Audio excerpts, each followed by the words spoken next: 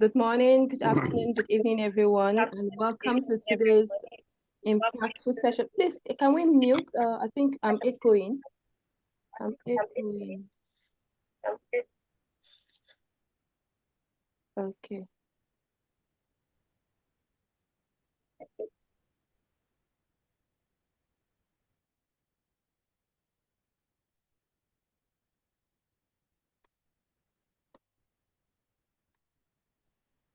Welcome to this impactful edition of a Walkthrough Education Intellectual Exchange. It's my pleasure to have you all again today to this impactful session, and today's topic is going to be an amazing one. Thank you all for joining. From different parts of the world, today's theme is relevant and forward-thinking, and it is exploring AI tools for educators. As we navigate this transformative era, artificial intelligence is no longer a concept of the future. It is here to stay, shaping how we teach, how we learn, and interact in educational spaces. This session is not just about tools, it's about ethics. It's about equity, innovation, and our collective readiness to adapt and lead. The role of educators is evolving. With AI, we are not replacing teachers, we are equipping teachers. Our theme today explores how AI tools can empower educators, enhance learning experiences, and bring meaningful change to classrooms globally. So let's begin by connecting with our brilliant panelists and also the audience. I'm going to, I want to use the opportunity to say a huge welcome to every one of you here today. And all our panelists, we appreciate your presence. We are not here to play, we are here to learn and grow together, because that is the mission of a Walkthrough Education, learning and growing together. So to start this panelist session, I'm going to call on the first panelist in the list, Ambassador Kamal Lohani, who is going to be responding to some questions about AI. Are you ready, Ambassador Kamal? Yes, ma'am, I'm ready. Yes, thank you very much. Thank you.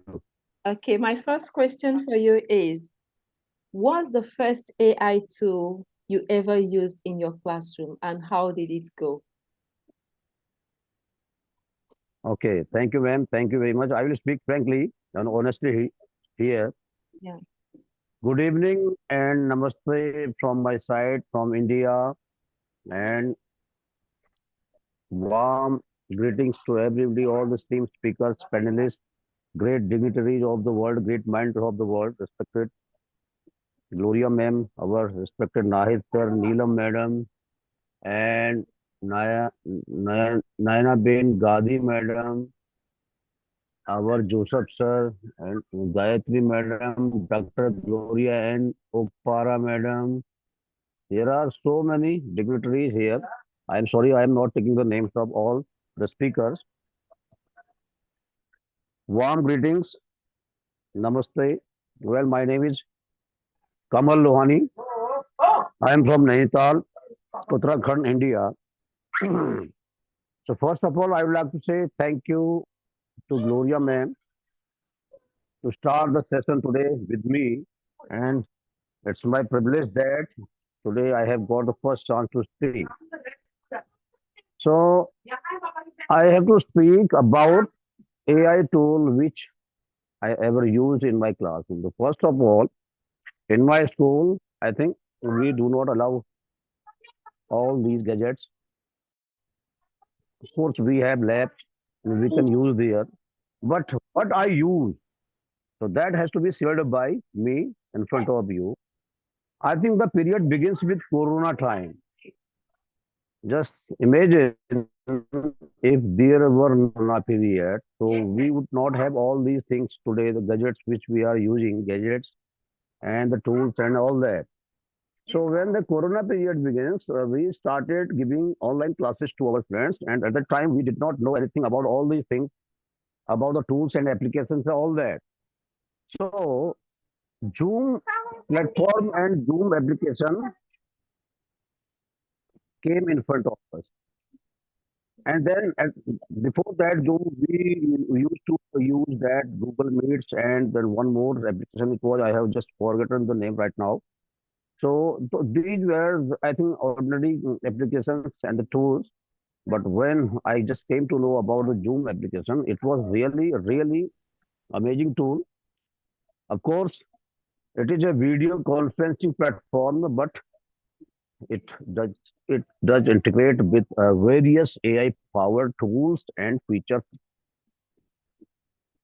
Zoom is a video conferencing platform with the key features including high quality video and audio, built-in collaboration tools, and AI powered features.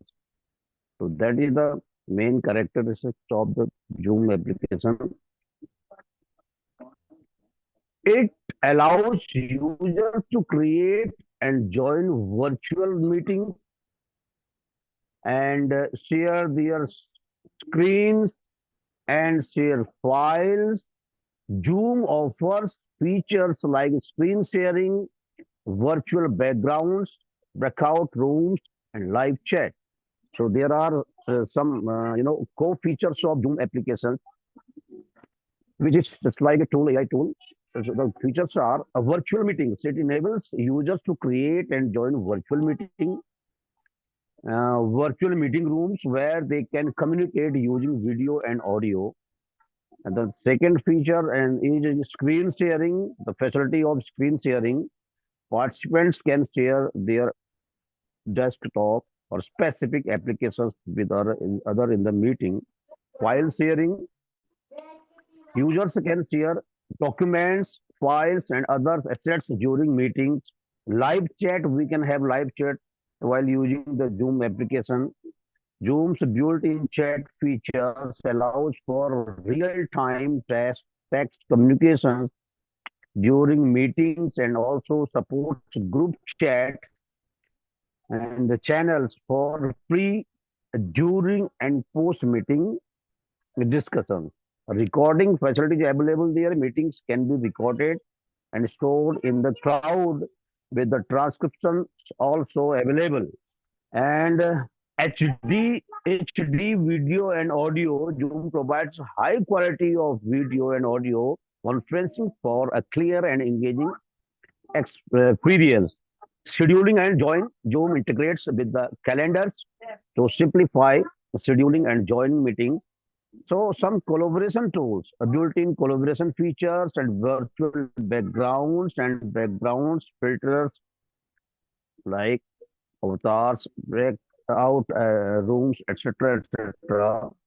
So there are some AI-powered features of Zoom application. AI Companion, it provides features like meeting summaries, next steps, queries, helping users stay aligned and organized.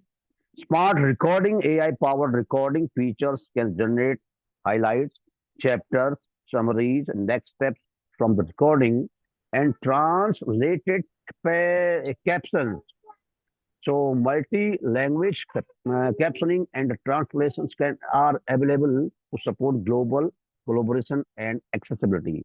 So Zoom applications have some features and benefits like HD video and audio and built-in collaboration features, end-to-end inscriptions for all the meetings and recording capabilities and transcripts, unlimited meetings with the up to 300 participants per meeting with 30 hours. That is the main benefit of the Zoom application, and unlimited cloud recordings stored for up to 150 days.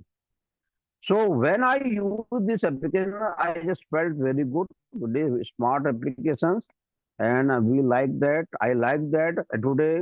Whatever we do, like virtual meeting and conference, so I just use Zoom applications, and I like that application. Thank you very much, ma'am. Thanks a lot.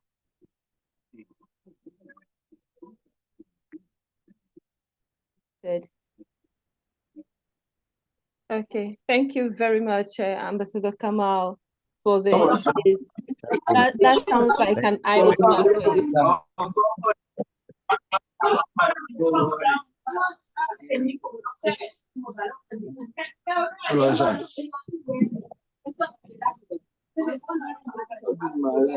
This person's studio is not connected. I'm trying to mute the person, but I can't.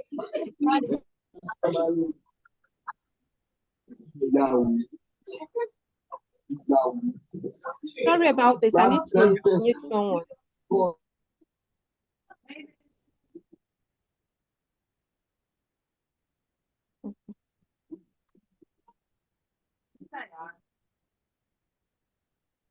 Sorry about this. Sorry.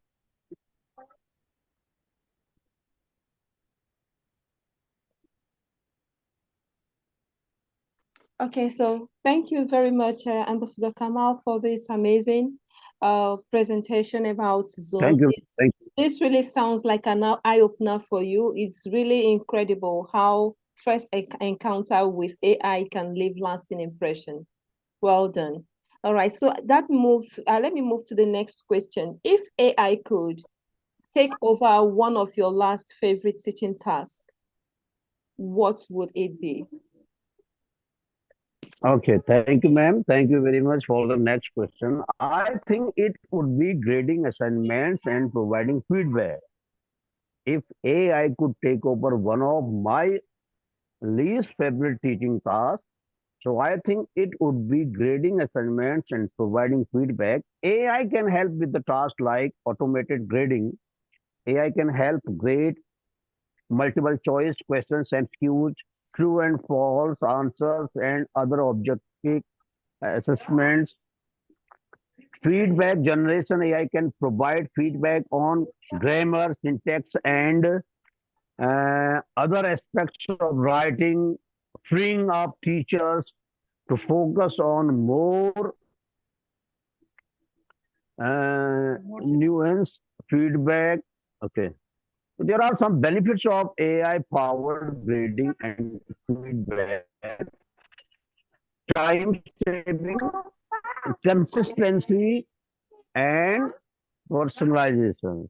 So by leveraging AI for grading and feedback, teachers can focus on what matters most, providing guidance. So thank you, ma'am. Thank you very much. Oh, thank you very much. Amazing. Just explicit response to the question. Yeah, we all have that one task we wish AI could do for us. I can hear the collective signs of agreement on what you've just said. AI really has the power to lighten our loads as teachers, and we Yes, are not. Yes, yes, yes. But I don't think we should just hand over everything to AI, because if we do so, that means yes, lost absolutely, will lose absolutely, ma'am. everything. Thank you very much for your Absolutely. response. Good evening, Rania, ma'am. Now you are in the show. Welcome, most welcome. Okay, so please, I want to Please request for smile. something. I want to request for something. Please, Okay, ma'am. could you all write your name, your full name, the way you want it to appear in your certificate on the screen, as in as your username on this Zoom, so that we can just get your names from here. Please, if it's possible for you, just write your name the way it is. So I'll just copy it from here. Thank you very much. All right, so I'm going to quickly hand over to my co-host, Dr. Rania. Over to you, Dr. Rania. We've missed you. Yes, I missed it so much too. I hate when I have technical issues It and can happen other to anybody. responsibilities. It can happen to anybody. You're welcome. First, many congratulations to dear Kamal for Thank you, ma'am. explaining Thank you. very beautifully and in details and step by step all the Thank you. Thank characteristics you. of this tool. Your blessings for me. I'm very happy to see here Mrs. Posiama, Naid, Dr. Naid, Dr. Joseph. Not of India for us. Ma'am, good evening. Okay. So welcome all from me too. We are living definitely in this transformative time, and AI is becoming now an integral part, whether we like it or not, of how we teach, we learn, and grow. So I'm very excited because today we'll explore these amazing practical tools that we have at our disposal. So let's explore these tools and let's dare to use them.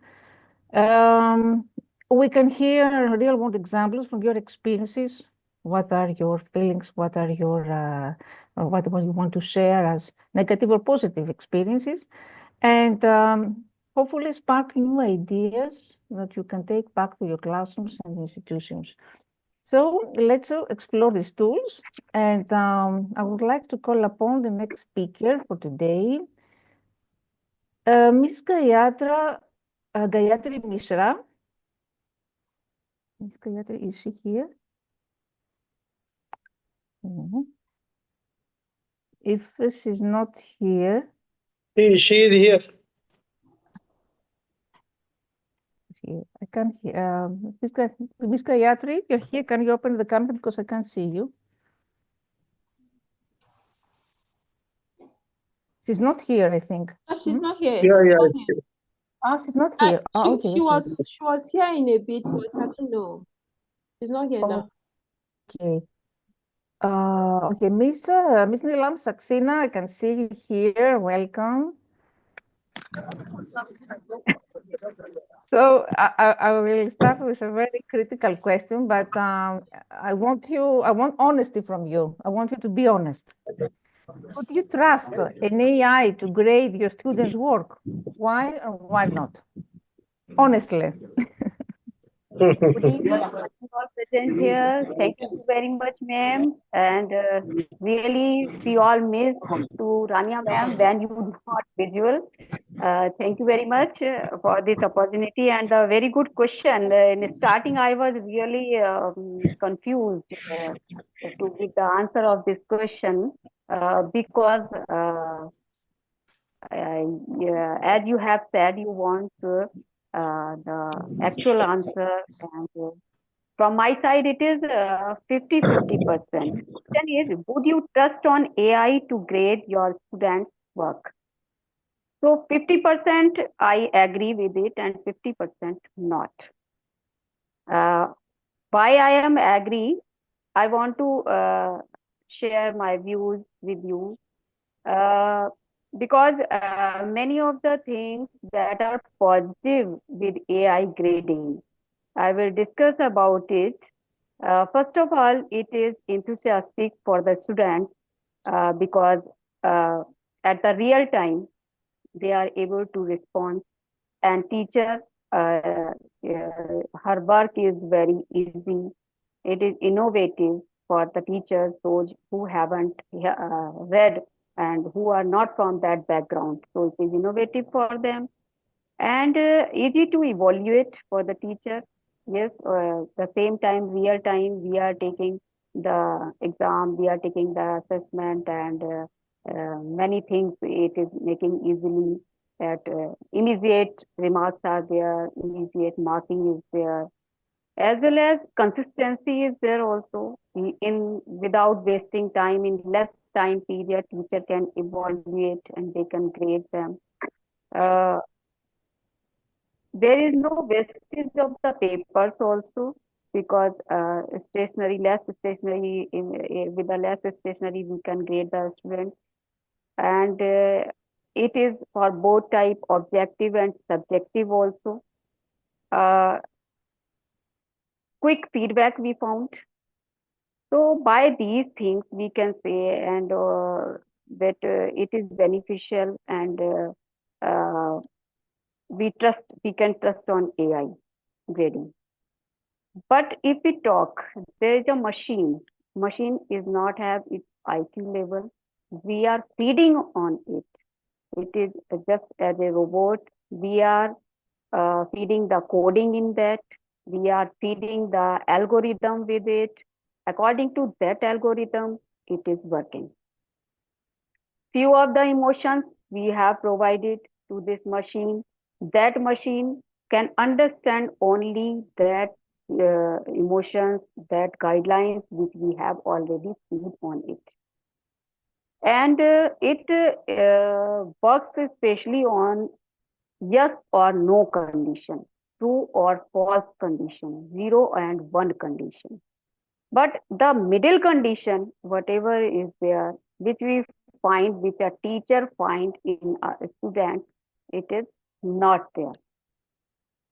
So it is sometimes it is difficult for a teacher to evaluate, to take the decision for the student, because there are many concerns. Data privacy, it is a very big concern with it, because data which is fed in a machine, and we are taking the exam and evaluation work, all the things are fed in that. It is safe or not? Okay, it is safe, but many changes can be done. Data piracy is there, and software crisis also there. So by these things, data can be changed very easily. It is a big concern to save the data and to keep the data for a long time in the same condition. If somebody who is misusing our data, and suppose they are cracking the password, and afterwards the changes can be done on it. So chances are there to change the evaluation sheet, to change the grades also. It may also be there. Why with 50% I agree with this grading system by AI tool. And why 50% I'm not, don't agree, because the whatever algorithm, whatever coding is there, that are fed by the person only. And a person has fed, suppose sometimes the mistakes may be by a person, algorithm is maybe wrong, coding may be wrong, and sometimes the answer, the which whatever is behind it, it is showing the result feedback according to that. But the algorithm is wrong, so it will take wrong. And coding is wrong, feedback will also wrong.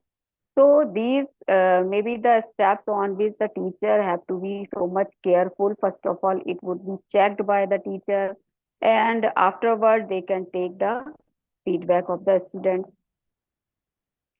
Electricity may be failure, network issue may come, and many of the children, they might not, they may not have these type of facility at their home. Sometimes network issue, as I have already told. Maybe some fraud may be there, as sometimes we want answer from a student, and suppose cameras are off, that time any other person can sit in at the time of assessment. And these types of things may come in front of the teacher as well as in front of the student, when they are getting wrong feedback from the machine, and they are not getting the empathy as well as emotions from their side. When it suppose a student who is giving his or her 100% in daily routine basis, daily classes, uh, teacher is aware about the condition of that student, that this student always give good, always give his or her 100%. But at the time of exam, at the time of evaluation, that student couldn't do because of some problem. And suppose that student is writing, while writing, that student's half question may be right, half may be wrong. This type of feeding is not there in the machine. How it can be judged? A teacher can judge it. Teacher can give the flexibility at that time by watching the whole year's performance of the student. That flexibility will not be there by a machine. So these are things by which I am 50%, I 50% agree with this grading system, and 50% don't agree. Thank you very much, ma'am.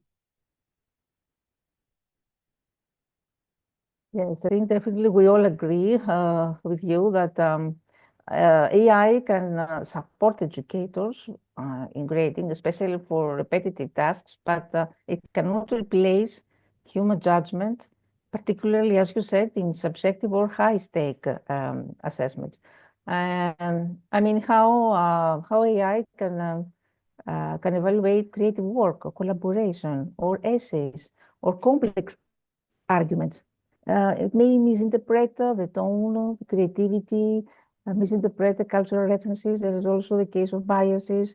So in general, there is a loss of human insight, we could say, because grading, we need to say this, it's not about correct something. It's not about correctness. Grading is about understanding holistically a student's growth, performance, effort, context, feelings, and AI lacks emotional intelligence and empathy. So thank you very much, because it was a very complete approach, what you have shared with us. Thank you. And another Thank very you. interesting question. What is the funniest or most surprising thing an AI tool has ever done in your class? Ma'am, as we have learned in B.Ed, first of all, we have to create the atmosphere of the class. When we enter inside the class, there is so much shouting, students are talking, and they are not showing their concentration. Sometimes it happens with the teacher. So in B.Ed, I have learned, first of all, I have to manage the classroom. I have to take the interest of the children. I have to create the attraction by which the children they can pay their complete attention towards a teacher. So one time it was there, the students, actually I was teaching CS only that time. So I had to taught one chapter regarding coding in any language was there. So I was watching that all the children, they were busy in task, talking, and they are not showing their attraction. So I have started, one of the program was there that I have started, okay, today I want to make the sketch of the children's face sketch. Okay, so one by one I will ask to you. I had one student there, and you tell me, I had started to ask other children, you tell me about the look of this student. So first question was there, the face, shape of the face. They have told that circle, oval shaped face. Okay, I have read it on that.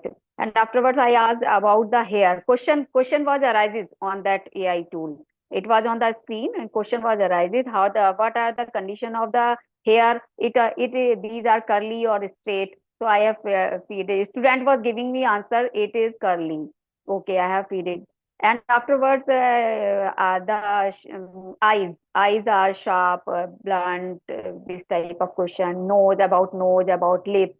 Many were the questions were there, and one by one, all the students have started to look on the screen. And they all were interested to watch the face of that particular child. It was about to come on the screen very soon. So they were very much aggressive that time. But at last there was a face of a devil. It comes on the screen, and they have started to laugh on that. And afterward, other student that said, okay, ma'am, next student I want to watch, it will be okay. Okay, I have started again the same process. And why with the same devil was there? Actually, only one face was seated there, and it was the face of the devil. So students were very much aggressive, and afterwards they have started to laugh, and there was so much fun. Afterwards, afterwards I have said, okay, come to the point. This is whatever thing is there you are watching on the screen. Behind it, a coding is hidden inside it. So we have to read about that coding as we start the how we start the light. So one of the student has standed, and he said that when we switch on, then light has been started. When okay, I asked you how we start the car. He said when we point in the key and we move the key and the car starts. So I said, this question answer will give the small kids also. They can give this answer. But what is the actual processing behind it? Afterwards, I have told how a car can start, how the piston works, how the air compress inside it, how the air compress, and afterwards the diesel start to burning inside it, and the car starts by it. The actual process is hidden inside it. We switch on, but actual process is behind the switch. The wires are there. The wires connected to each other, and afterwards, yes. So these AI tool has supported to me to take the interest of the children, and afterwards I have told them how we can make the coding of each and every program. Because in every program, whatever you are using on WhatsApp, sometimes you watch the copy option is highlighted. Sometimes the paste option is highlighted, but copy option is not highlighted. So these all things are done via coding. That coding is hidden inside that program, that app. So these coding you have to learn. Afterwards, all the students were interested to understand about that coding, and I have started my class. And many things are there. Sometimes students they want to play games. Games are there also. Many games are there with AI tool on computer. So first of all, I let them play. Or sometime I say, okay, first I will explain my topic, and you will respond it. When you respond it, afterwards we will play a game for a few minutes. So these all things support to me and create the fun in my class, and I feel happy with my children. Thank you, ma'am. Thank you. Thank you so much for sharing this interesting experience. And I love the way you handle situations. And you're really expert in teaching methods, in applying modern teaching methods, and the way you handle pedagogically, your students. This requires talent.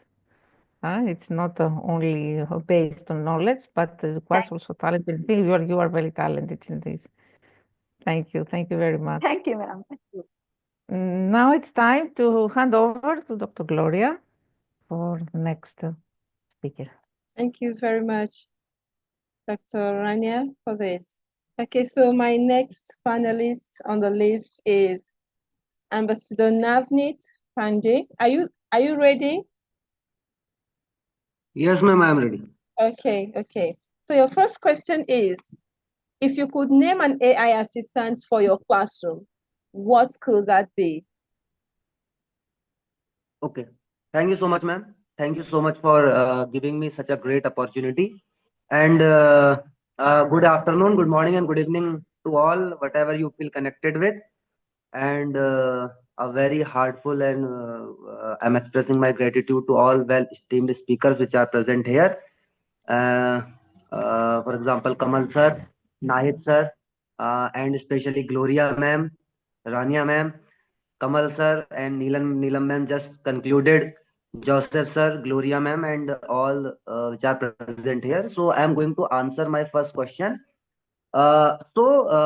AI can greatly assist in the classroom by acting as teacher assistant, automating tasks and enhancing learning experiences for both students and teachers. AI tools can help with lesson planning, grading, providing personalized feedback, and even creating interactive learning materials. Here is a more detailed look at how AI can be used in classroom. So for teachers, there are some key aspects that automate tasks. AI can help in grading, feedback, and even creating lesson plans and assessments. The main point is, if I want to tell about a AI tool, what it would be. So there is a tool which is AI tool which is known as Khan Migo. So it is after many doing many research, I came to prefer it. What are its pros? The pros are video lectures for all the classes from pre-primary to intermediate level. This app is available in many versions. That is for teachers, for students, and for parents. So for example, I'm a teacher. There's an option for free sign up. First of all, it is a free platform for teachers and many options for teachers to explore. So here are some specificity that why I like this AI tool. First of all, it provides a proper directions, mean step by step direction that how would a teacher made lesson plans. Especially, I think this is quite crucial for making and implementing lesson plan for higher standards. So this tool makes this work very easy. Either the student is studying in pre-primary level, or either the student is studying in intermediate level. This app provides step-by-step direction for making the lesson plans and implementing it. It gives a step-by-step guide that how would a student can be strategically take notes. In today's scenario, taking notes is one of the crucial tasks for students, that how they see lectures and they take video notes from that. So it would be crucial for students. So it this app provides step by step guide that how they can change their perception in seeing video lectures and then taking notes from them. Okay. Next specificity is introductory questions for each lesson. Before starting a lesson, students would answer these questions, and then they can go for their lessons. Summary of all lessons give precisely. It is also a question generator, either multiple choice or subjective questions. Knowledge refresher. Main thing is it is a real world context generator. For example, day before yesterday, I taught a lesson in class 11th about the hydrogen spectrum. So I had searched the real world context of this hydrogen spectrum. So in a couple of seconds, it is able to generate that how a hydrogen spectrum would be help in real life context. So I would prefer this app in this sequence also. Next is assignment quizzes, like all the AI tools would prefer. Booklets, chunk test, and many properties this AI tool contains. So for classroom, I would like to recommend and prefer Khanvigo AI tool, by which teachers can be strategically achieve classroom goals, easily create their lesson plans, evaluate students by time to time retest like formative assessments, etc., and then implement plan of action for future, and thereafter all in one and in one click in Khanvigo app. Thank you so much, ma'am. That's all. Thank you very much. This is amazing. Thank you for giving us detailed explanation and highlighting those tools. Thank you. So Thank you. these names are fantastic. Who knows, your future AI assistant might even bear one of these names that you've just mentioned. And you know that people are even going ahead creating their own tools. If you notice that, if you go to ChatGPT, you'll see people's name there. People's names are there. You see them creating tools that could help you do one or two things, and we can also do that. We can do that but I noticed that that is in the paid part of ChatGPT. If you can pay for it, you'll be able to write your name there and create your own personalized tools. So thank you very much for answering this. So now AI evokes mixed feelings. So let's explore what students might be feeling. Do you think students are more excited or scared about AI tools in learning? Okay. Thank you so much, ma'am. I would answer it in the way that it would be 50-50. For some students, it would be beneficial, and for some students, it would be a topic of scaredness. So here are some key aspects that AI is not only used to cheat. Of the teens surveyed, many admitted to using AI to cheat on assignments, homework for or tests. But while academic integrity remain a concern for both adults and teens alike, many study participants highlighted positive academic experiences they have had with generative AI. AI was called the modern approach to learning, while other teens surveyed point. There's a survey conducted here, and I'm getting these points from there. Survey point out that not all kids use it to cheat in school. Uh, in the same sequence, reflecting insights heard from teens and young adults about their excitement for the future of generative AI, Teens also wanted adults to know they can be trusted to, as one participant wrote, use it in a good way. Next is AI helps with getting answers for unasked questions. In the same report,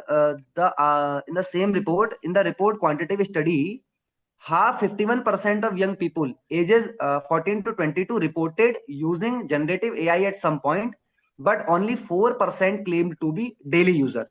The most commonly reported use for AI was getting information, about 53%, brainstorming, about 51%. The study also noted that young people were significantly more likely to use AI than other surveys. Many noted generative AI can help teens get answers to questions they may be too afraid to ask adults, or for guidance on what to say in conversations. The next key aspect is AI is a space to explore and create. One of the most positive thing about generative AI was its potential for creativity and exploration. Many participants reported using AI for fun or to be creative. Of generating AI users ages 14 to 21 surveyed, 31% said that they used for making pictures or images, while 16% make sounds or music, and 15% say that they use it to write code. Also, teens thinks adults should know that generative AI offers a way to show creative styles, while other creative outlets included writing lyrics or songs to make digital art. The last is AI can lead to bullying, lying, and disinformation. This is the second perspective of my question. While some surveyed noted that generative AI can be a safe space for companionship and comfort, many others stressed the potential AI related harms of bullying. You can use it to take someone's voice and make it sound like they are saying something they didn't say, wrote one survey participant. A number of teens surveyed described examples of using generative tools to create voices and images that can be used to enhance bullying in and out of school. Teens said adults should be aware these deep fakes can be even used against them, with some students mimicking their parents' voices with AI to trick teachers, school administrators, or to their parents. AI can be both positive or negative. Teens surveyed were actually aware of both the potential and fears of generative AI. 41% saying its development will likely have both positive and negative impacts on their lives in the next 10 years. And at last, I would summarize it for students with normal thinking and approach to any topic. It will be beneficial unexpectedly. And for the students with special needs, for the example, some students have greater AI, some students have special needs, and then the normal. They think in a multi-dimensional way, beyond every perception. So in this case, AI would be not as helpful as it would be, because it gives wrong information and misconceptions for these students. The AI is a concern of fear and scaredness for these students. Thank you so much, ma'am. Thank you very much. That's a thoughtful reflection of how different students use AI.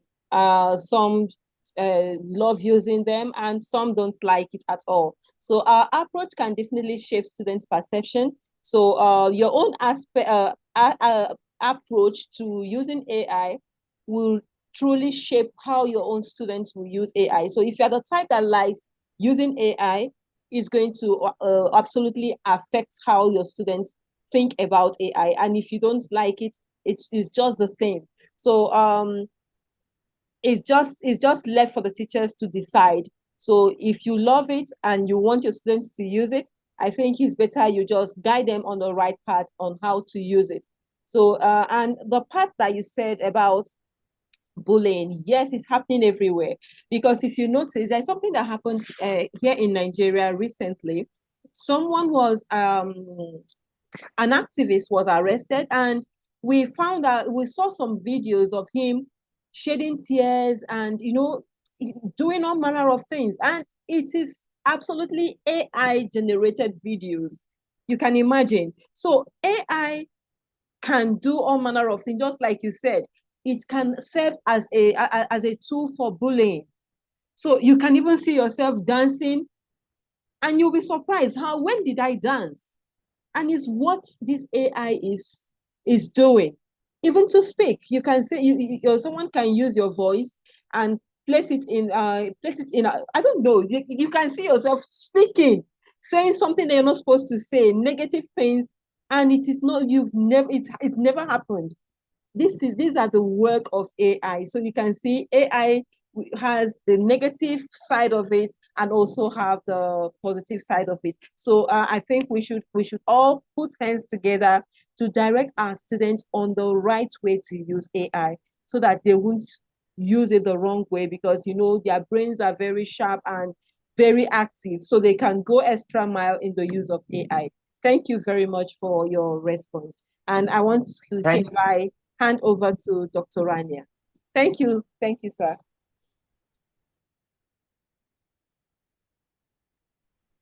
Well, congratulations, Dr. Navneet. You always rock the stage. Thank you so much. Now I would like to call upon Ms. Yama Marikar from Oman.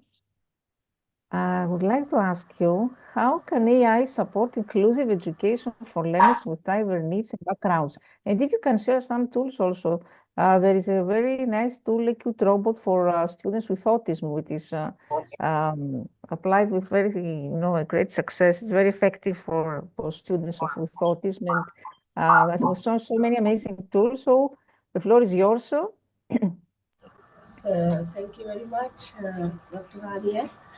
Good evening, everyone. This is Shama Malika from Oman. And very nice to see and listen to your beautiful speeches on the topic today. Very interesting topic, exploring AI tools for educators.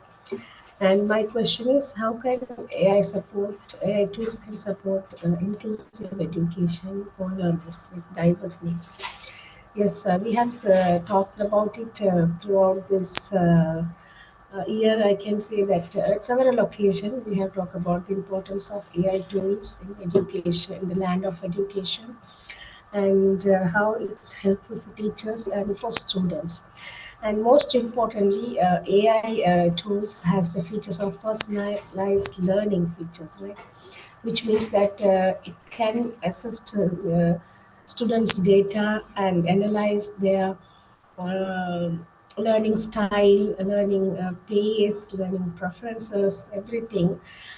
So the data should be given, and the AI will evaluate everything so that teachers can tailor their content, assessment, and activities, everything according to the feedback from the AI tool. So it's a great thing for teacher if she has a large amount of students.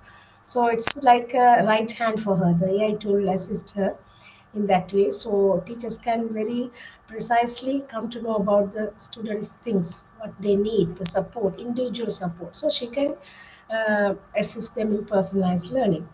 For example, we can say that some children in language, if you take that some children are very good in reading. At the same time, some students they are struggling the same context.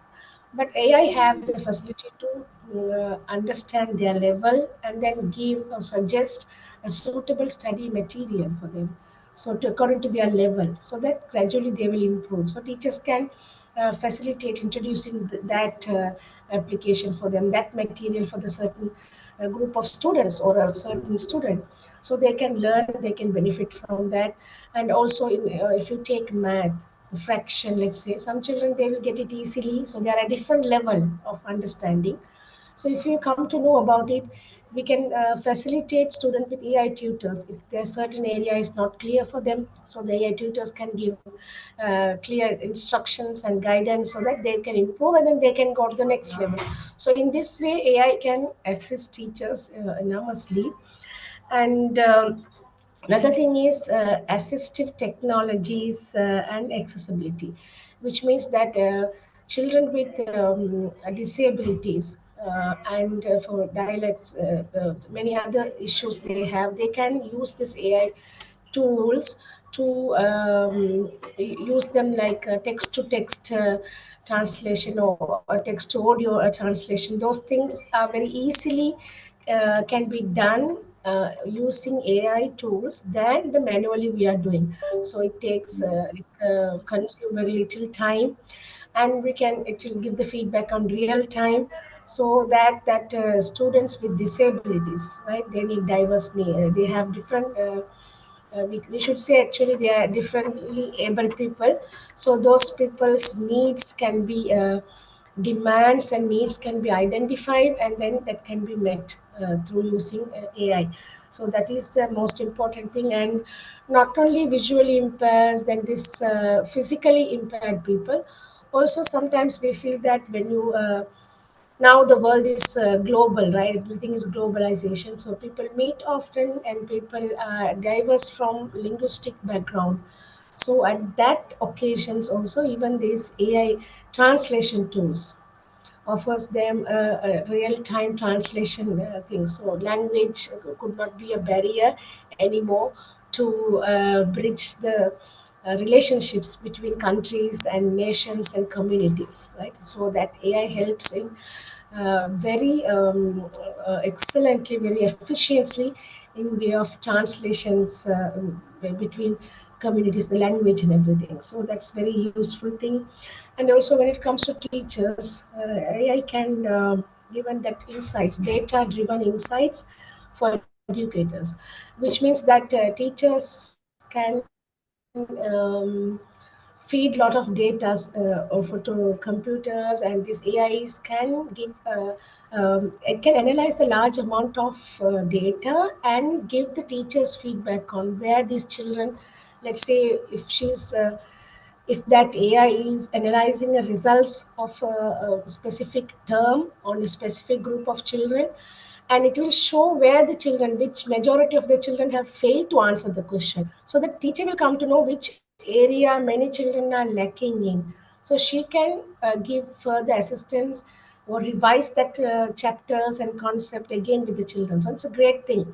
Rather than individually she's going through each and every paper and to get to know where they are all falling in this. So it helps teacher to track where the children fall behind. And also it has the ability to flag children individual performance as well, where the children has got this marks this much, and this area, this unit, they have got this much, like, so it will given proactively, it will show the teacher that this child is performance is going lower. So teacher can detect that, so she can prepare, and she will not let the child go down more, right? So these kind of minute and important things can be detected using AI. So it is helpful for teachers in many ways, I feel. Yes, over to you, madam. Yes. Thank you. Thank you so much. I want to focus on one thing actually. What is a real gift from AI? We talk about inclusive environments and special education needs. And I think that early identification of learning challenges, learning difficulties is the most important, benefit of these systems. It's a gift. Why? For example, in my country, in Greece, um, it was very difficult to detect subtle signs of learning difficulties. For example, dyslexia. So what was the result? Children at the age of 17 years old didn't know that they have dyslexia. And Exactly. plus, there was the problem of parents, who were in denial. They could see the Yeah, signs, but didn't want to accept it. And they were exactly. afraid of stigma, you know what is happening. Yeah, yeah. Um, so what was happening in the past, we have conditions like this. Sometimes these learning challenges were often diagnosed very late, sometimes not until upper primary or even secondary school. So by then, students may have already experienced years of frustration, falling behind or being mislabeled Yes, as an attentive or underperforming. So early exactly. identification, I think, is a gift for us. um, so That is yes, a gift for thank you teachers. very much. Yes, thank you. Mhm. In this field. And now, the other hand, in what ways might over-reliance on AI tools affect the teacher-student relationship? Yes, exactly. So now all speakers mentioned here, AI has pros and cons, right? So I feel like as educators, everything, even the food, if you intake too much, it will be poison, right? So we should know where to draw the limit. That is the most important thing. Things comes in both, everything. if you take anything, even the online games, be it anything.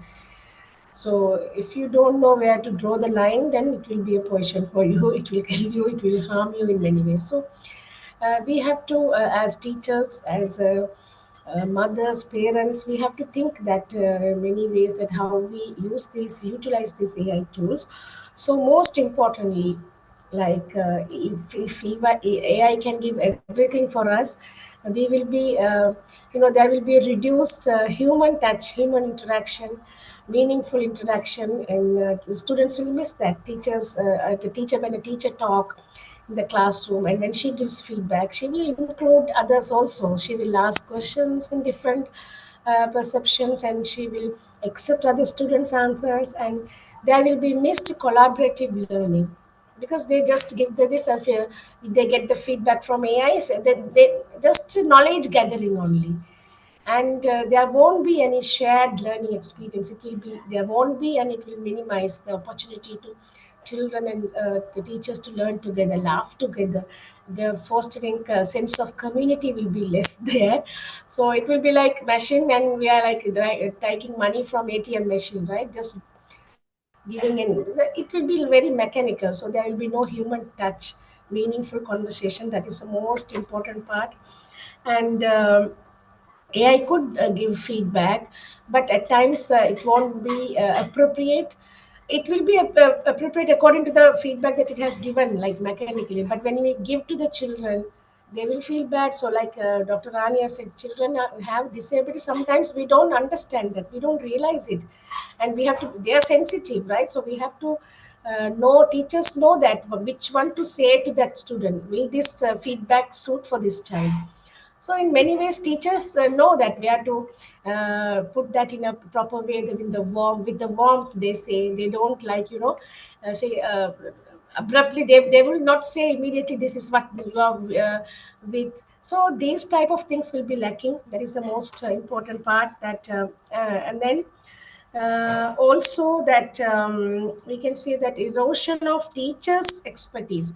That means the teachers also will be overly relying on for everything, from creating a lesson plan to content to assignment, assessment, everything on AI means she will gradually, her talent also will vanish, right? She will not feel like everything is there.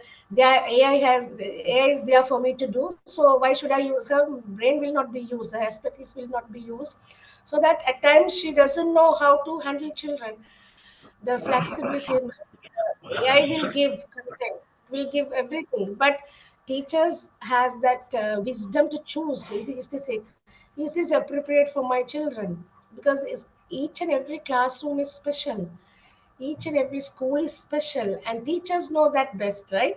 So that environment is this the content is appropriate for my children, is how to deliver it, everything she knows. So that will be like, if she teachers overly rely on that, even if just simply taking everything from AI and just deliver it everything from the AI, then her brain will not also work, so her expertise will diminish. So that will undervalue the teachers talent, will be misused, and it will be like, it will also like will you out of use, it will go out of use. So that will not be a good thing. These things also should be, in the teacher's instruction. Her teaching practices also should give her learning, right? Lifelong learning. So every day we learn from our students, so she will lack that opportunity. And if you say particularly to that deep human connection will not be there. The learning will be there appropriately to the point, specifically, sometimes too precisely will be there, because it's machine learning. So everything will be learned, but there won't be human touch, warmth, memorable experiences, talking to teachers, shared collaborative things will be lacking. And it will be only the transactional type of learning, not human level learning. So we want the children, the future children, when they may not have a good experience with teachers, because teachers students relationship is most important before we start studying, right? So they have a connection. If you take 2 days off, children will come and hug you, they will ask, why teacher, what happened to you? These things are there in our physical things, but if you don't have that, then that connection won't be there. So children teacher relationship will be affected, because overly relying on these things, so everything will be overly. So I would like to say that AI is a tool that can assist students learning and teachers also as assistants to the distance that we keep it, the limitation that we have to keep it, so that it can be useful for us. Otherwise it will be a havoc only. So that's my point of view. Thank you very much, Dr. Rania, for the opportunity. Yes, amazing. I think you mentioned everything, very important insights. Because, if AI takes over too many teaching functions, what will happen? Students may feel emotionally disconnected from the teacher. And Yes. as you mentioned, relationships built on empathy, on trust, on encouragement are essential for motivation and well-being. This will weaken. And let's not forget that the AI usually emphasizes scores, so, measurable outcomes. Yes. On the other hand, if we over rely on this data, we will lose qualitative aspects of teaching, like creativity or resilience or social emotional development. And what very important, what you said, that the authority of teachers will be underestimated. Already, the teacher of professional teaching is Yes. underestimated around the world. We are the lowest paid Yes. in every country, but then students may begin to see AI as the primary source of authority and Yes. knowledge, undermining the teacher's role. I don't know if you have read, there's already a pilot school in Britain Mm-hmm. which uses one for one the last year only AI. There are no teachers there. If Oh, you search in the okay. Google, you will find, yes, yes. Uh-huh. Yeah, we have the first example in Britain. Next time I will send you the link. I have Yes, it in please. Greek, but we'll find I it. just Yes, saw yes. a movie, some movie, Yeah. something that AI teacher has come, then how It's children the feel the first. difference. It's the Yes. first attempt. It is the first attempt. And also, this week, Bill Gates said that, and another one, I think Mark Zuckerberg, he said that education, something else, will be completely dominated by AI. And I was Oh, shocked because we're talking about tech gurus who said it's yes. not someone. Yes. Yes, yes. Wow. Let's see Let's how see it what will happen. goes. Yes. Thank you, Dr. Yes. Rani, for Yes. sharing that with us. Yes. Thank you. Thank you very much. Wow. Okay. Thank you, Dr. Rania. What you just said now, I'm deeply touched. But what are we going to do? I just pray that AI doesn't replace teachers. That is just it. Okay. So Let's see. I'm curious about the results of this pilot study, what the results will show. okay. Yes, yes. That we Because, have for example, recently again, this week I read about a company who fired all the employees and replaced employees by chatbots and other, AI systems. And the founder said that he had increased 16% the benefits. That the chatbots were amazing. The work, they were quick, they were doing faster the job rather than the employees. So I was shocked, it's shocking. Let's see what will happen. Okay, so I want to move over to the next panelist, Ambassador Jonathan Blessing. Are you there? Are you ready, brother? Hello? You are muted. You are muted. Yeah, good evening, everyone. Hi, good evening. All right, so It's nice to. okay, thank you very much for having me today. So my first question for you today is, what ethical boundaries should educators consider when using AI in the classroom? All right, thank you very much. When using AI in the classroom, educators must consider several ethical boundaries to ensure fairness, transparency, and accountability, while also protecting students' data and promoting inclusivity. Key areas including mitigating algorithm bias, ensuring data privacy and security, and fostering critical thinking skills in students. So all what I've just said, we need to take them one after the other for the breakdown of the ethical consideration. Now, the first ethical consideration is algorithm biases and fairness. So under this, we have bias detection, we have mitigation strategies, we have transparency and explainability. Now, when we say bias detection, educators must be aware that AI algorithm can reflect biases present in the data they are trained on, potentially leading to unfair or discriminatory outcome for students. Then we also have mitigation strategies under algorithm biases. These mitigation strategies requires careful review of the data used to train AI systems, actively identifying and addressing biases in the algorithm, and ensuring equitable access to AI resources for all students. So we also have transparency and explainability. Educators should strive for transparency in how AI systems make decisions, allowing for better understanding and addressing potential biases. Okay, the second ethical consideration using AI is data privacy and security. Data privacy and security. Now, under data privacy and security, we have data collection and use, we have secure storage and handling, we have student consent. Now, data collection and use, educators should be mindful of the types of data AI systems collect from students and how it is used, ensuring compliance with privacy regulations. Two, under that, we have secure storage and handling. Data should be stored and handled securely with measures in place to prevent unauthorized access or misuse. Then we have student consent. Whenever possible, student or parental consent should be obtained before collecting and using student data in AI systems. So the third ethical consideration is academic integrity and student work. Academic integrity and student work. Under this, AI as a tool, not a replacement. So the academic integrity is that we should know that AI is a tool, not a replacement. AI should be used as a tool to enhance learning, not as a replacement for student effort and critical thinking.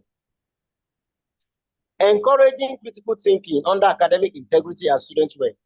Educators should guide students in using AI responsibly, teaching them to evaluate information critically and avoid plagiarism.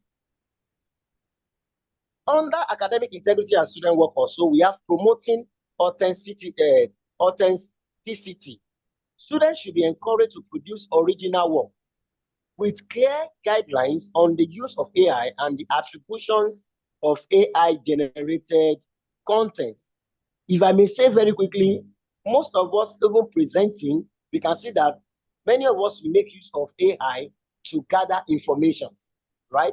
But we should know that as we are gathering this information, we should put at the back of our mind academic integrity. We should keep our integrity. We should avoid anything like plagiarism. AI can assist, but we should give that opportunity the rooms for us to produce original work. If AI is giving us a kind of framework for what we want to deliver, at least we need, as an educator or facilitator, we need to go through our content to be delivered and see, do some kind of touching to reduce any form of plagiarism. Because with this AI, we have a plagiarism detector with AI that will detect if you have copied someone's work entirely. All right. So the fourth ethical consideration we need to put into consideration is the inclusivity and accessibility. Inclusivity and accessibility.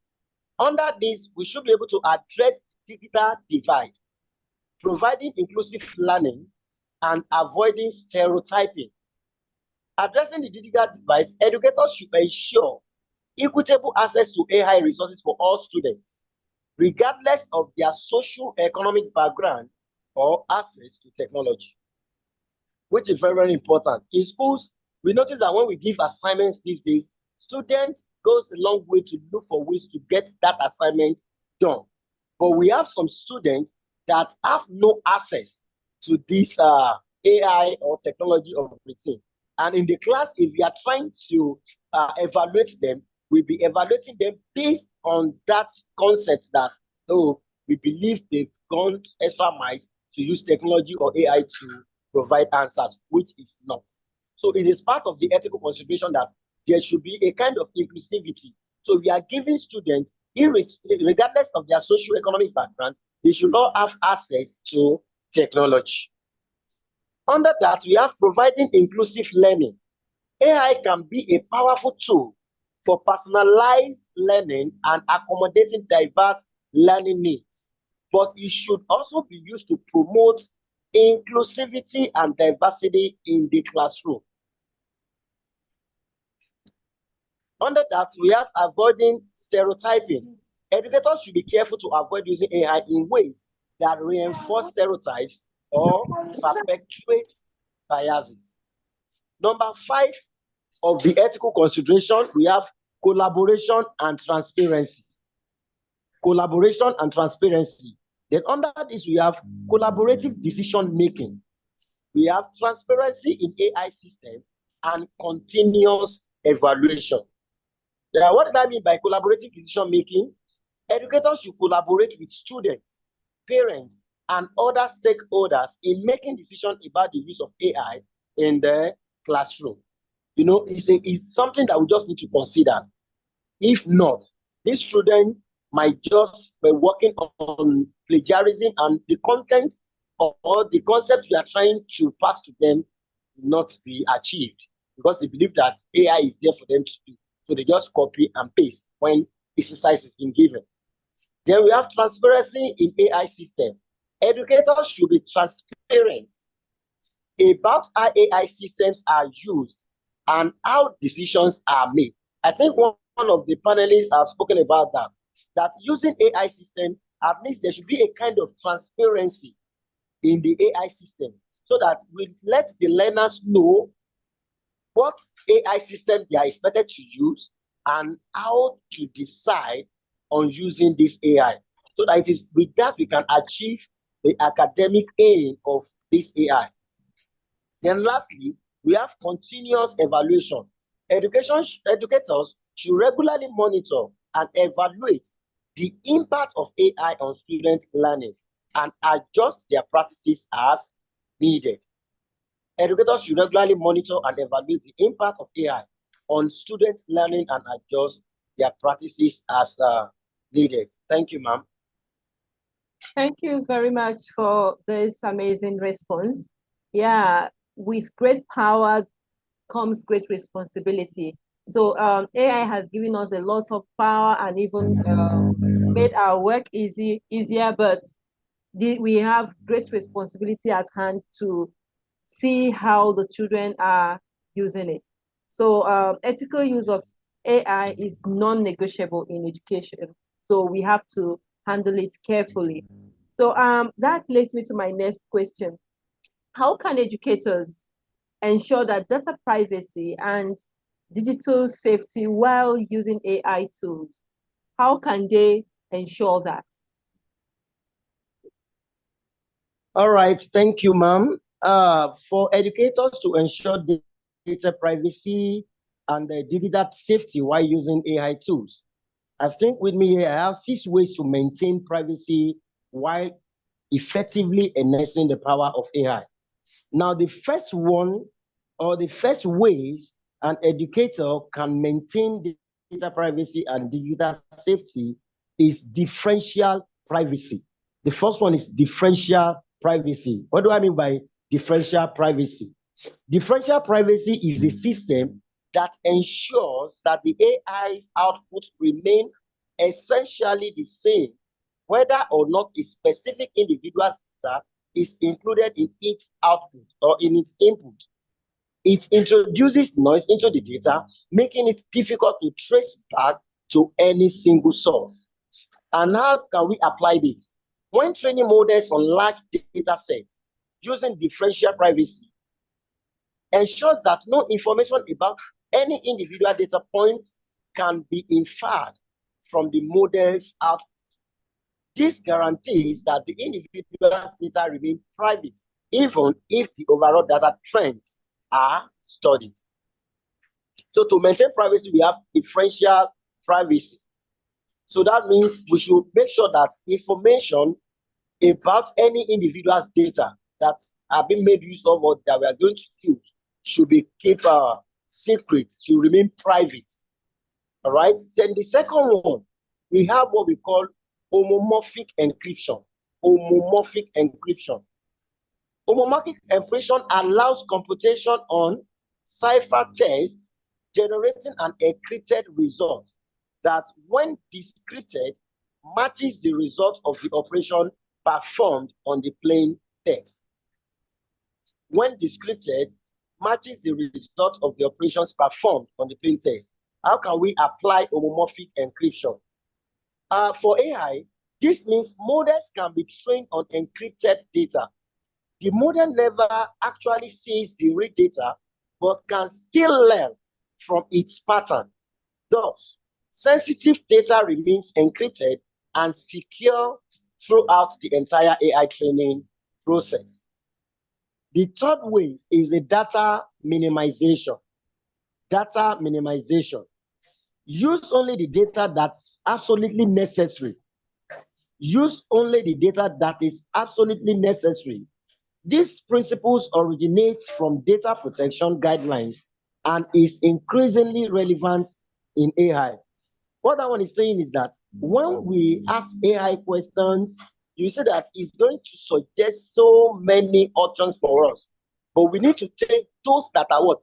Absolutely necessary to the query posted or to the question being asked. And the application is in generative AI and LLMs means large language models. Rather than using broad and vast data, determine what specific data is necessary for the model functionality and only utilize that. This limits exposure and reduces the risk of compromising extraneous data. Then number 4, ways to maintain data privacy, we have a federated learning. Federated learning, which means instead of sending data to a central server for training, the AI model is sent to where the data is stored, e.g. a user's device. So the model learns locally and only sends models update, not raw data, back to the server. The application. This decentralizes the learning process, especially in situations where data cannot be easily or legally moved. Federated learning offers a way to train models effectively without compromising privacy. The number 5 ways to maintain data privacy, we have auditing and transparency. Auditing and transparency. Regularly check the AI models and systems to ensure they adhere to privacy standards. Make the methodologies and practice public. Regularly check the AI models and systems to ensure they adhere to privacy standards. Application, especially with the LLMs that interact with vast amounts of data, having an audit trial ensures that any potential breaches or misuse can be tracked and rectified. Transparency builds trust and provides users with assurance regarding how their data is utilized. Then lastly, on the ways of maintaining data privacy and digital safety while using AI is maintaining data security and compliance. Maintaining data security and compliance. This involves both technical and organizational measures, from encrypting data at rest and in transit to ensuring AI models and processes comply with international data protection regulations. The application is that generative AI, given their complexity and the scale of data they handle, must be at the forefront of maintaining data security. This involves regular patching, adopting best security practices, and staying updated with regulatory changes. For businesses, this also means ensuring that data processing agreements, consent mechanisms, and data rights management systems are up to date.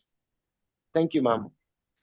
Thank you very much. This is indeed a brilliant response to the question that was asked on AI. So AI tools handle a lot of data, and we need to safeguard our students and even our own ourselves. So those are vital considerations that you've just mentioned. Protecting student data is protecting their future and also protecting ourselves as teachers, because once the children are doing the wrong thing, we are also doing the wrong thing. And if anything happens, who is going to be blamed? The teacher. So thank you very much for highlighting all this. Thank you. And I quickly hand over to Dr. Rania. Yes, I would like to call upon Ms. Gayatri. I think she's here. Ms. Gayatri, can you hear us? Yes, Okay. ma'am. Okay, great, great. Welcome. And I will start with the first two questions. Very interesting. Why, actually, which AI tool do you wish existed when you were in school? And why?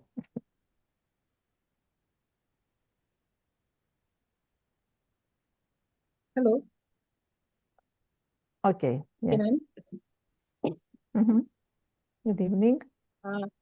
My answer are, for students, the best AI tools generally focus on enhancing productivity, study efficiency, and academic writing tools like ChatGPT, Grammarly, and Quillbot stand out for their ability to exist with writing, research, and study operation. Other helpful tools include Notion AI for note taking, Society by Google for homework help, and exam AI test preparation.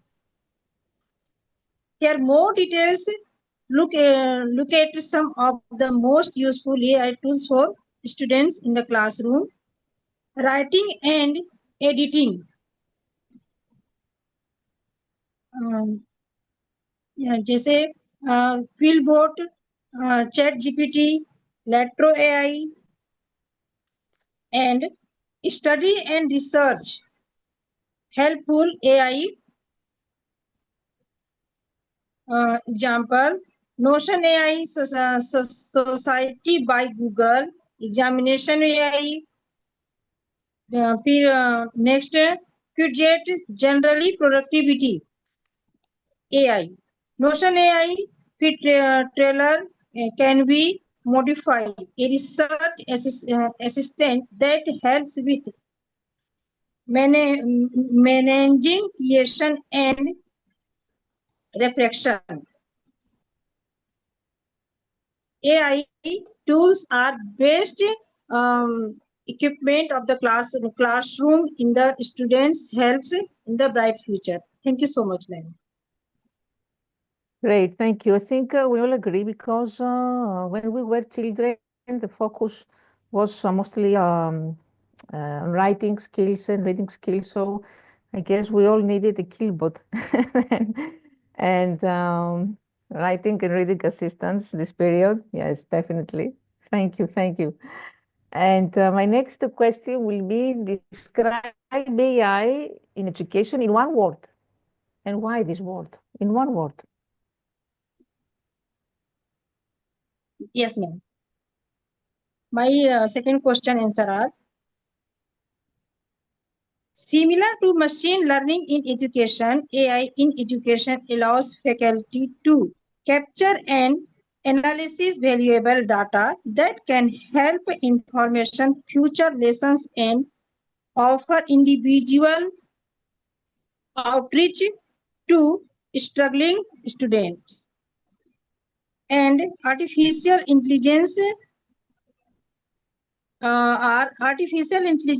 is a field of science converted with building computers and machines that can reason, learn, and act in such a way that would normally require human intelligence or that envelopes data whose scales exceeds then human can analysis and help us students.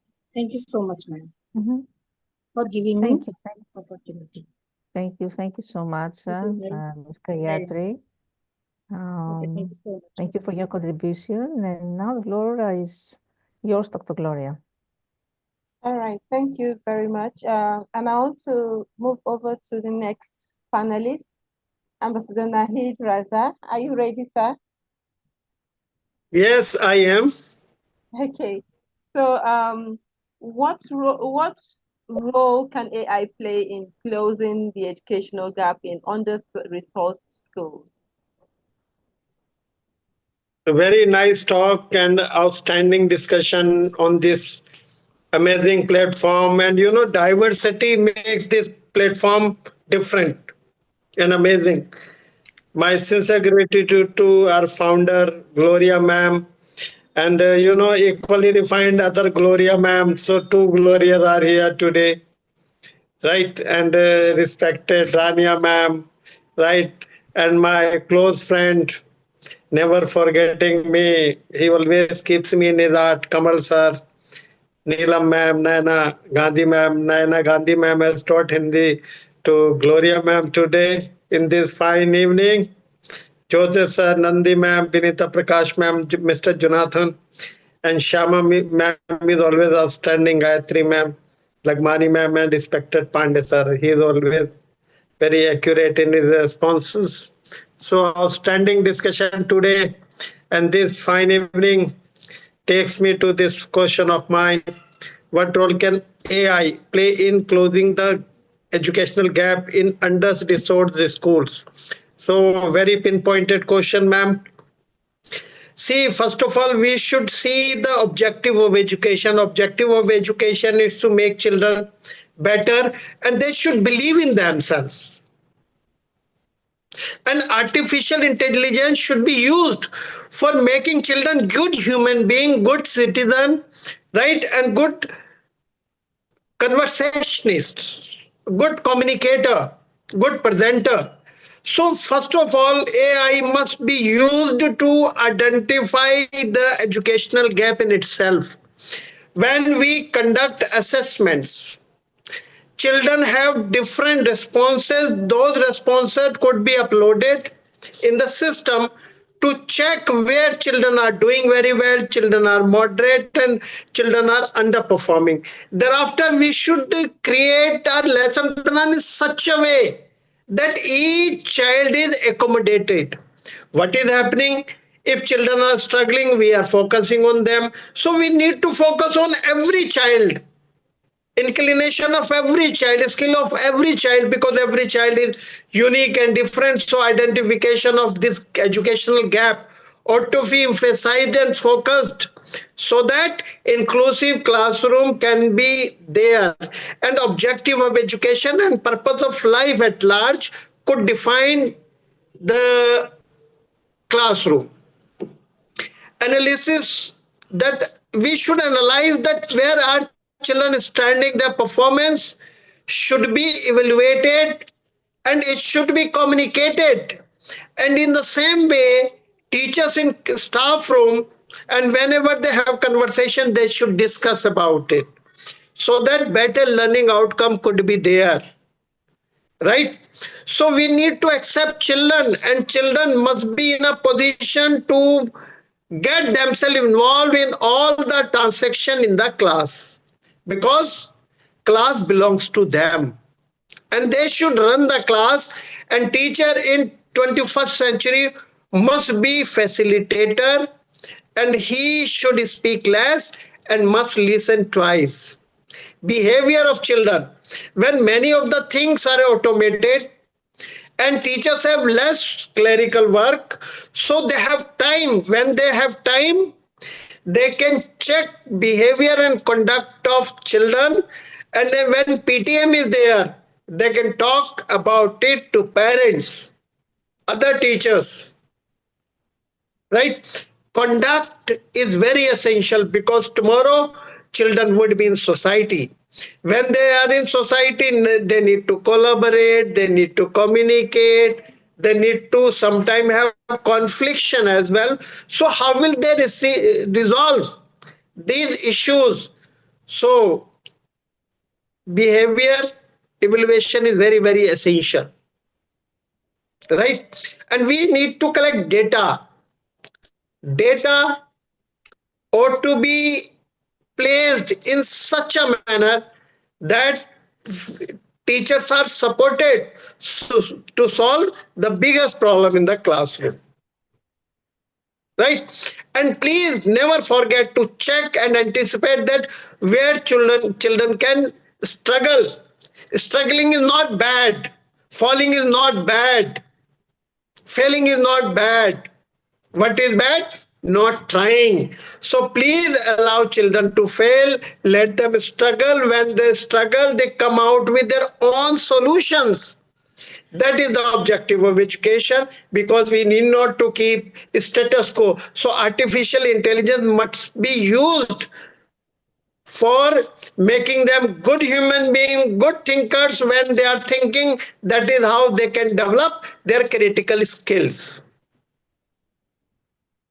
Allow early interventions. Yes, as Rania ma'am stated that the dyslexia is there, right? So children may have dysgraphia, dyscalculia.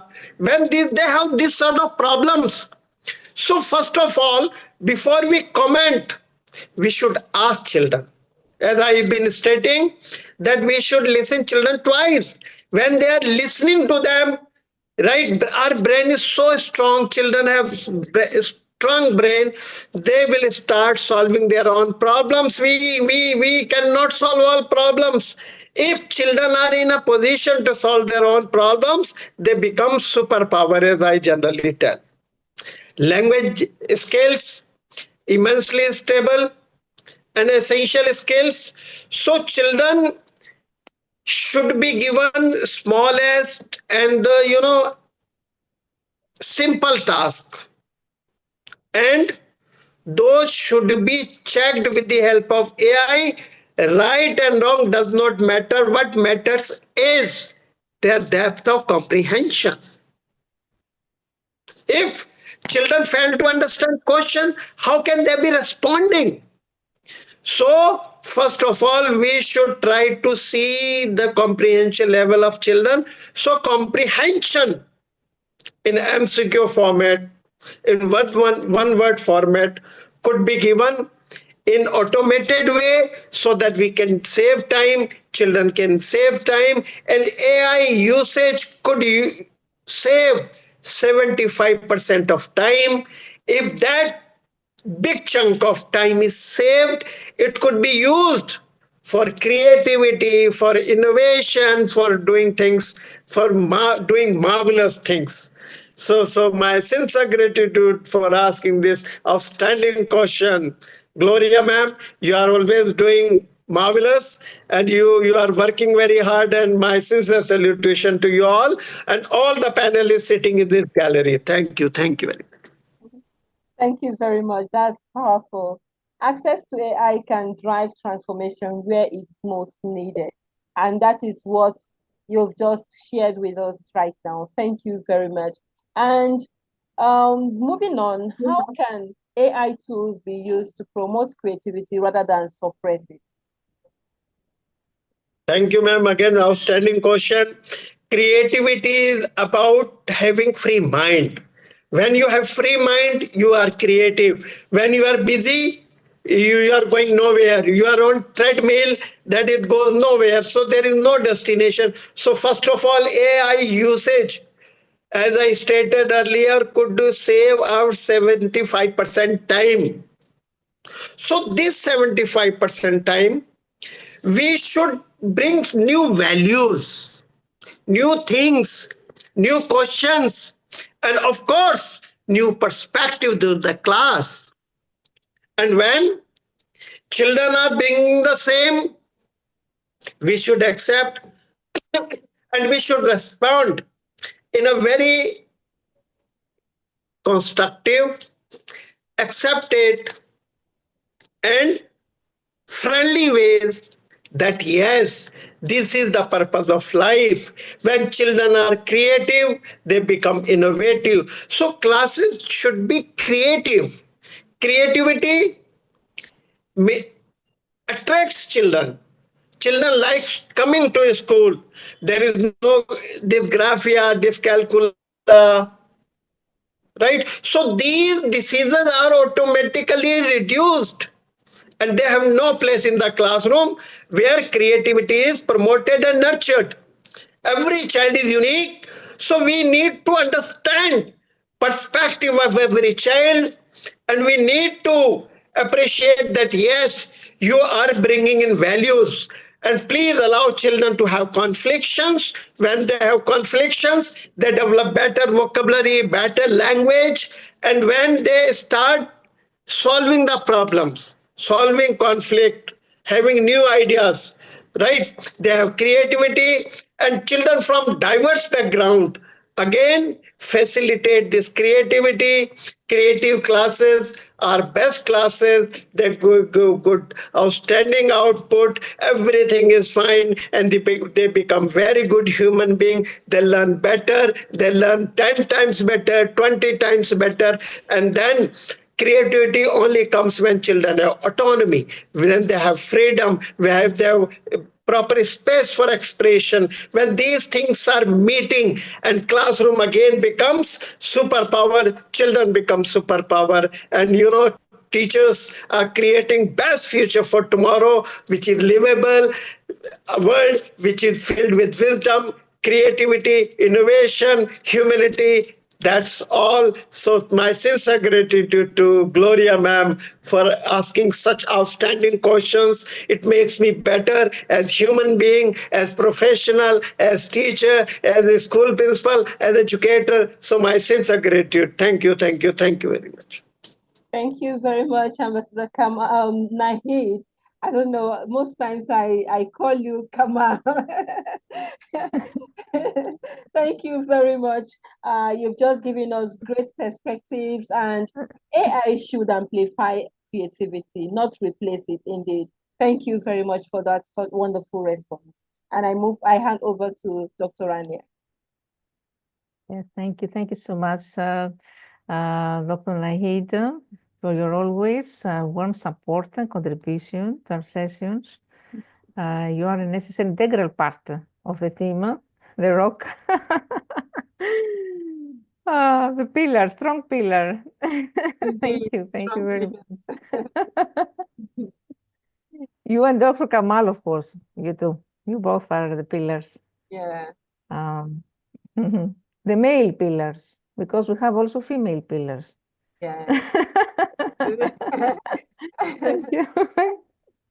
Thank you very much. And now I would like to call upon Dr. Benita. I think she's ready. I can see her, full ready. Dr. Benita, welcome. Yes, I'm ready. How do we balance traditional teaching methods with AI-enhanced learning? Can we give us some tips, some strategies? But I have given different question, ma'am. I have given question how we can balance traditional teaching methods with AI enhanced learning. Isn't it? This is exactly what I asked. Yes, the same question. Okay, ma'am. Thank you. Good evening and namaste from India. All Good the evening. respected members of AWTE family.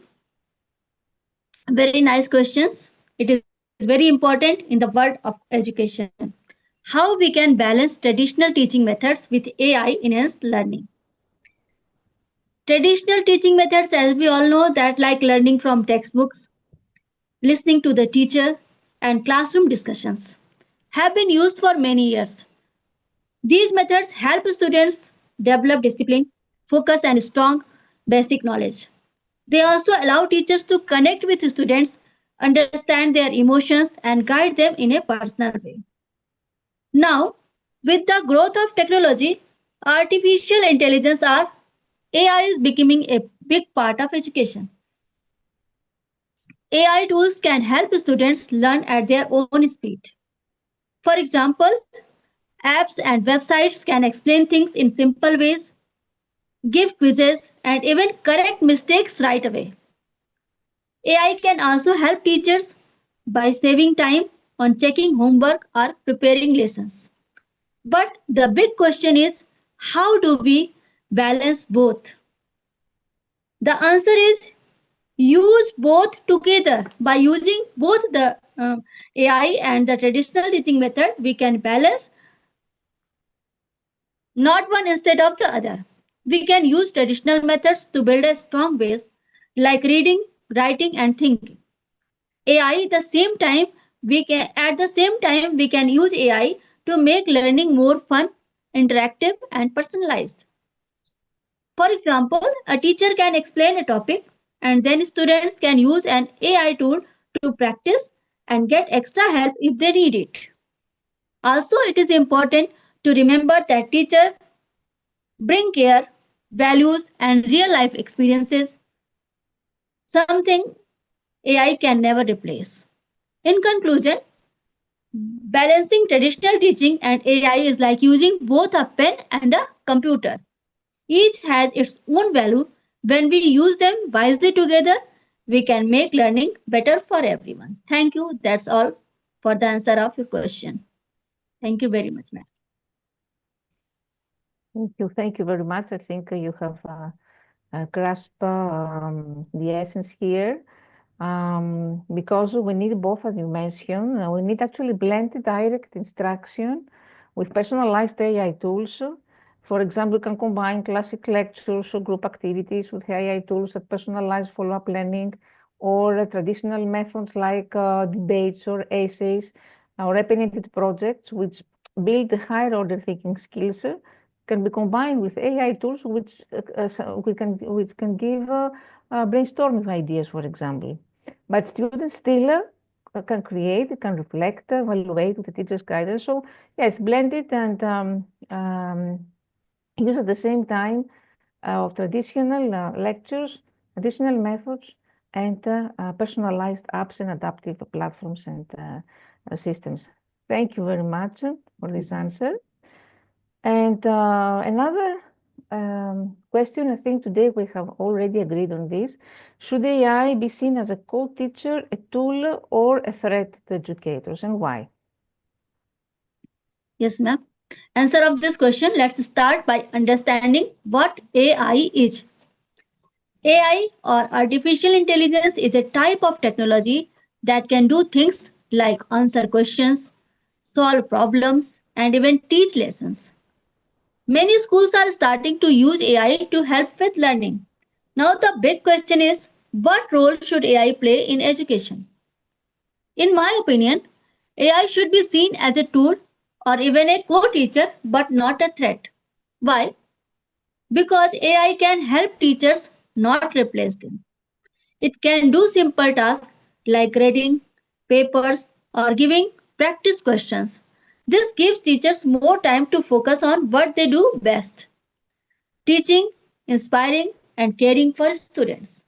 AI can also be a co teacher by giving students extra support. For example, if a student doesn't understand something in class, they can use AI tools to get more practice or explanation. But AI doesn't have feelings. It can't understand when a student is just sad, confused, or needs motivation. Only a real teacher can do that. Some people worry that AI might take over teaching jobs. But the truth is, technology can never replace the human touch, creativity, and wisdom of teacher. In conclusion, we should welcome AI as a helpful tool or even co-teacher, but never fear it as a threat. When teacher and AI work together, the students can get best of both worlds. Thank you very much, ma'am. I hope that I have given a perfect answer for your question. Yes, yes. AI should be seen as a tool, and if as a co-teacher also, if we talk about supportive role, in some contexts, AI can act as a co-teacher because it offers real-time support to students. So all these AI chatbots which help students inside and outside the classroom. So we talk about a co-teacher supportive role, and AI is a threat only if it is misused. Educators must remain central and not sidelined by any technological implementation. AI is a powerful tool and ally, not a competitor. Thank you very much. And now I would like to hand over to Dr. Gloria. Thank you very much, and amazing response, Dr. Benita. Yeah. Thank you. Thank you very much. All right, so I'm going to move on to the next panelist, my namesake, Dr. Gloria Okpara. Are you there? Dr. Gloria?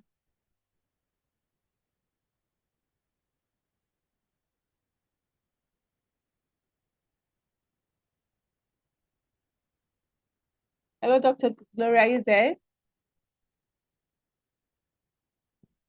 Can you hear me? Yes, I can hear you. Good evening, everyone. Good evening. Yes, good evening, everyone. Okay. Yeah. All right, so I I'm actually on the road. So can you hear me? Yes, I can hear you clearly, yes. All right. Good evening. Okay. Good evening. All right, so my first question for you is how do we ensure that AI tools reflect diverse cultural and educational context? Wow. I love this question. But let me borrow the leaf. I think I'm always lucky to speak after all my professors have spoken. Because at this point, I can plead with everyone that I don't need to say anything anymore, especially Professor Neelam. She entered this topic as if maybe she had the prior knowledge that I will be asked this type of question. But let me put it this way. One of us rightly said, AI should be used as a tool and not replacement. A guide, not just for our learners, but for every one of us. So like another person rightly said, it can be used in any field, in any context, in any case. But my question says, if I got you correctly, how do we ensure that AI tools reflect diverse cultural and educational contexts? The word cultural is what is making me talk this way. Now, culture is not a one thing that anybody can say it is uniform. We have different forms of culture, if I may be correct. So I think in this case, we'll handle it from different angles. What culture are we talking about? My culture may be different from Dr. Rania's culture, may be different from any other ambassador's culture. In that case, you look at that culture before you look for the appropriate AI tool that can suit that situation. But we have general headings where we can take it from. Number one, diverse data collection. It is diverse because, like I said, we have different forms of culture. So in this case, you have to take the one that is suitable to your own culture. Let's leave the educational aspect because it may be general. Let me put it that way, apart from the forms of learners that we have in a classroom setting. But that culture, if I want to teach my learners about a particular culture, take for example, the social studies teacher or civic, depending on what you call it in your own country, you put your own culture, acceptable norm of that society into play before you adopt the appropriate AI tool in that case. So when you are getting your data or collecting your data, you put those things into consideration before you get it. And when I pick that topic, this example I've given, I use my own term, like one of us said, let yours be original. You have to look for texts. Will it be image? Will it be audio that is suitable according to the region, according to the language spoken in that area, before you finalize with the cultural setting of that particular area? Another way we can look at this is that inclusive design teams. By this, I mean multiple perspectives will come into play here. So we have to look for that and bring in multiple perspectives into our decision making. Don't make any decision based on your own particular culture. We have to consider others. In that case, you are searching for the appropriate tool. Because of the cultural aspect of this, like I said earlier, we cannot say it's one thing. We have over 51 AI tools that we can use. So if you now consider your culture, you choose the particular AI tool that will suit that situation at that time. And bias detection and mitigation. What is that thing that I may be promoting based on my own culture, which will make another person's culture to be doubtful, in quotes? What do I mean by that? They are listening to another person's culture when it is not supposed to be so. Another point is localization and customization. This is very vital. We bring it to our own locality, like I said earlier. Bring it to your own locality. How does it suit you? Oh, within my vicinity, we do it this way, we do it that way. Okay, let me go for this tool that will help me. Is it grammarly? Some spellings are based on the nation at hand at that point. Do you understand? So those things are being considered, okay? You look at it because, oh, because it's my own locality, let me customize it to suit. Like someone rightly said, I think it's time for us to start looking at how to develop our own tools to suit us based on all these considerations. The next one is ethical framework, ethics of a profession. As a teacher, there are things I shouldn't use on my learners. There are words or statements I shouldn't use on my learners. Well, I'm not doing it because I don't know what to say. You now say those are the ethics of the profession. A medical doctor should have his or her own ethics to protect. You don't reveal certain information about your patients and all that. Regular updates. I think this has to do with all of us, whether cultural, educational, whatever context we are looking at. There is need for us to update it. I can generate a particular AI tool today to suit whatever I'm talking about. But it's possible that in 2, 3 years, even months, with the way of regular updates, it will not suit us.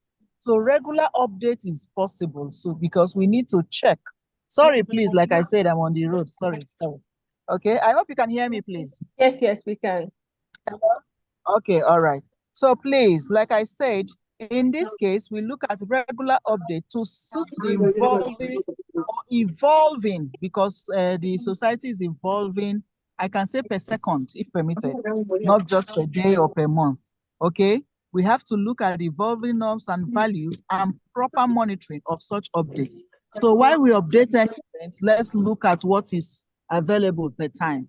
Okay, so I think with all these points I've looked at, let's see if any of them can help us. Okay. Thank you. Thank you. Thank you. Yeah. Thank you. Okay, absolutely. So one size does not fit all, you understand? So cultural sensitivity must be embedded in the development and the use of the right AI tools. Thank you very much for that. So moving on to the next question. Can AI truly understand human emotions enough to support social-emotional emotional learning? Please, can you take that again? Okay, so someone is talking at the background. I want to mute the person. Okay, it's okay. Okay. All right, I've muted. Right. Okay, so just as we know, social emotional learning is deeply human.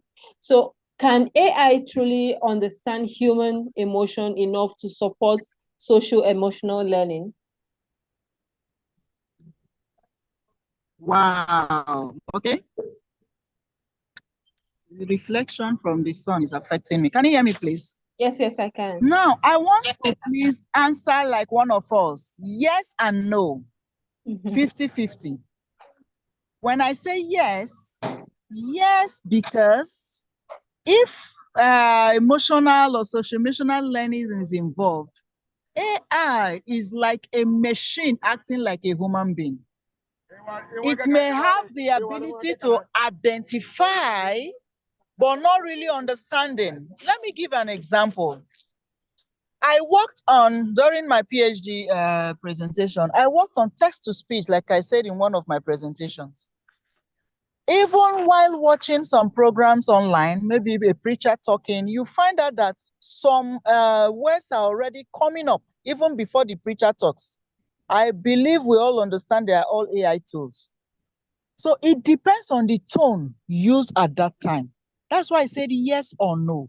If it is for identification, have we come across some cases where the words that may appear are not really the statements or words said by any individual? So the AI tool or computer at that point is picking what it feels or it thinks was said by whoever spoke whatever. So that's why I said yes and no. So if I go by the yes, transparency has to be considered. How transparent can a machine be in considering social, sorry, permit me. Hello? Yeah, I can hear you. Yes, social emotional learning, right? Yeah. We are talking about emotions here. Like one of us rightly said, as a teacher who is a human being, you can feel the emotion of your learner if there is need for it. But as a machine, except you are now looking at it, because let's not forget that AI is a program. We are programming a machine to think like us. We can now specifically design an algorithm or code the system to appreciate it by giving certain examples. In this case, we can look at some of the motion detection models. For example, natural language processing, where we can have the text emotion analysis. Even these emojis we use in the computers, remember they are all designed to suit. When you want to say you are feeling happy, you display some emotions, and anybody seeing it, maybe laughter or anything, will know that, oh, this person is happy. At the same time, you want to express that you are not happy, you are sad, or you are bereaved or something. You know a particular emoji to pick, just for anyone to pick. So they are designed to suit cases at hand. I would say no totally, because it can only recognize and not understand. So while you are talking, your tone can affect. So speech emotion recognition is there. So voice tone analysis, like I've said, you can speak in a low tone, you can use a high voice while talking. It can affect the speech recognition of the system at that time. The next point is facial expression, just like I earlier mentioned. So it's up to us, from my own point of view, to design AI tools that will help us recognize, and if possible, go a step further. Like I said, the world is evolving. Help us to understand human emotions. And I pray if we get that, it will really help us. Thank you very much. In conclusion, the AI tool should adapt to a living document, which has to do with the context or whatever we have at hand at that time. We should also regularly update it to reflect emerging best practices and societal changes. Thank you very much. Once again, congratulations to a walkthrough education, and I'm privileged to be one of you. My professors, I remain loyal to all of you. Thank you, thank you, thank you. Thank you very much, Dr. Gloria. Such a fascinating response that you've given. Empathy might just be the next frontier for AI, because once they realize that this emotion isn't there, they might work towards that, to making try to make AI have that emotion just like human being. And that is where the problem might lie, because it's going to this will affect many people, just like what uh, uh, Dr. Rania said that is happening right now. Yes. So you can see a company already hiring, sacking all the staff and using AI totally. That means in future, we might not have physical, Yes. just like we're having right now. We're having virtual all the time. In future, we might not be, Yes. people might not be going to work anymore. Everybody will stay at home and do their work. It's already in existence in some countries. Yes, Some countries, they don't have open schools anymore, physical schools. Yes. Yes, very soon there won't be physical schools too.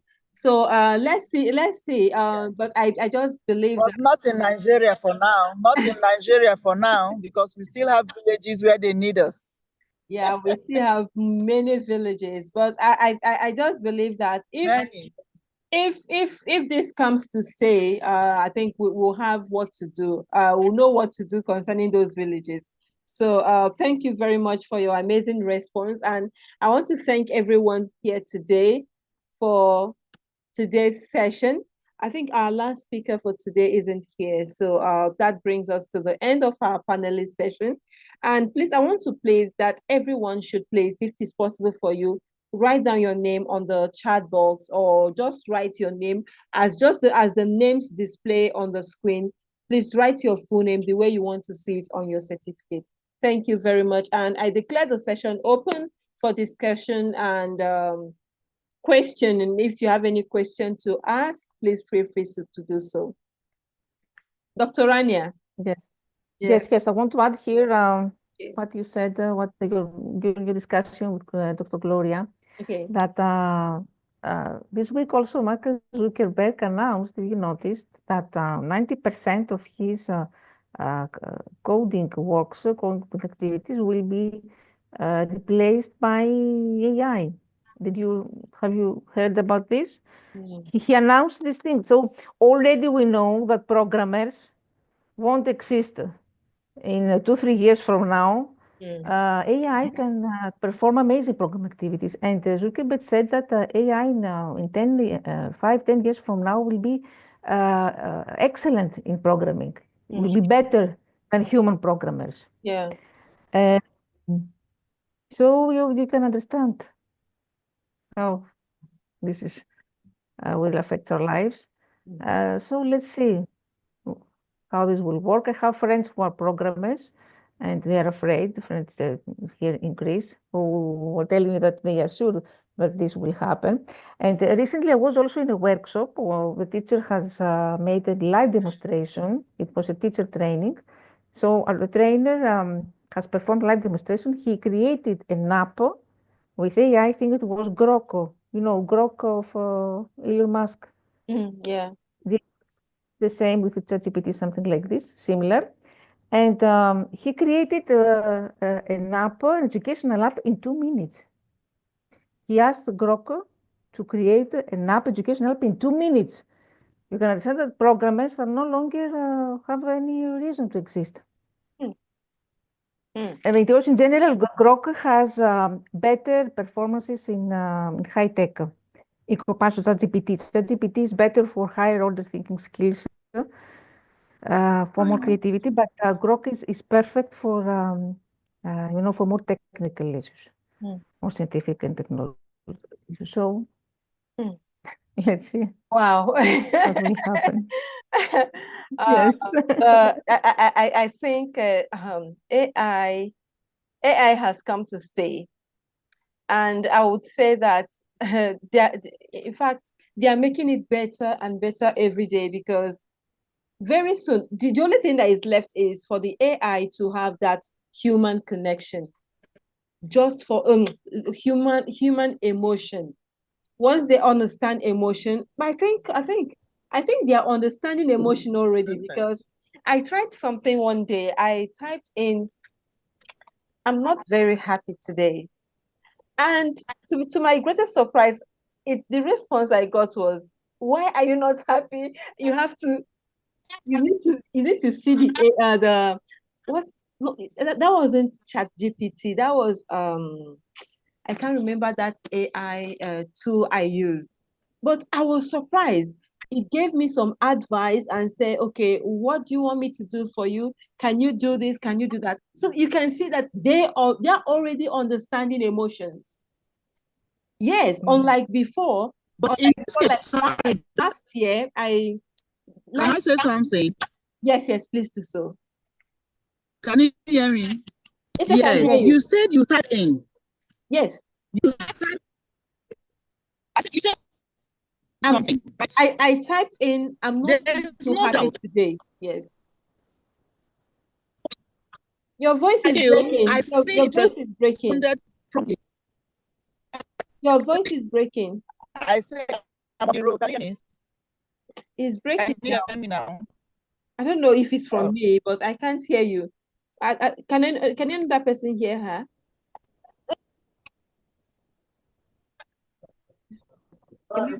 Maybe. To step down.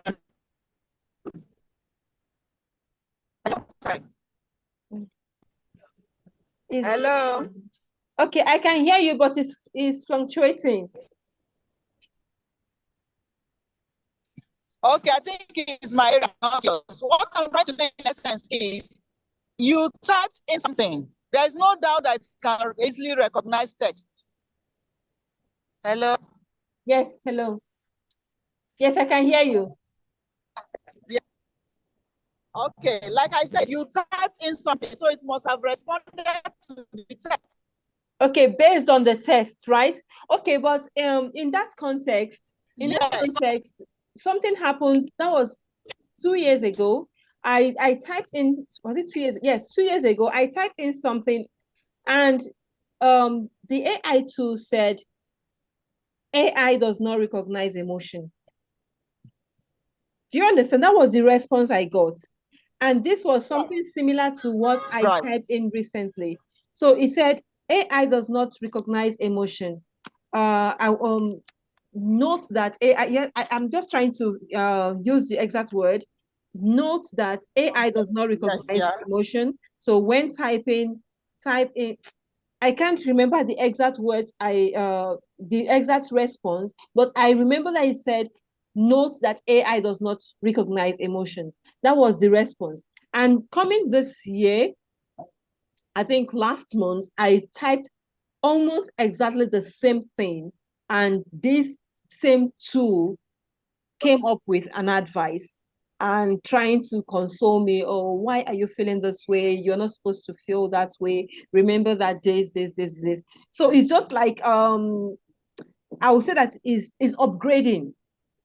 Is upgrading. And I think that they are trying to, all these builders, they are trying to identify all the human powers, because there are some things that there are some aspects of human beings that are better than that of AI. Just like in the classroom, with normal human being and in a classroom with just AI, there is always different in the emotional aspects. Yes. So they are trying to understand this and build it in. Who knows?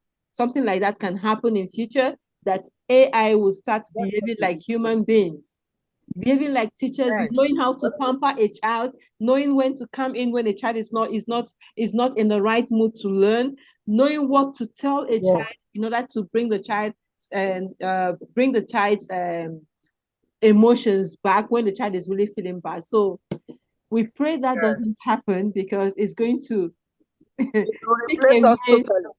It's going to replace everybody. We'll all stay at home. Yes.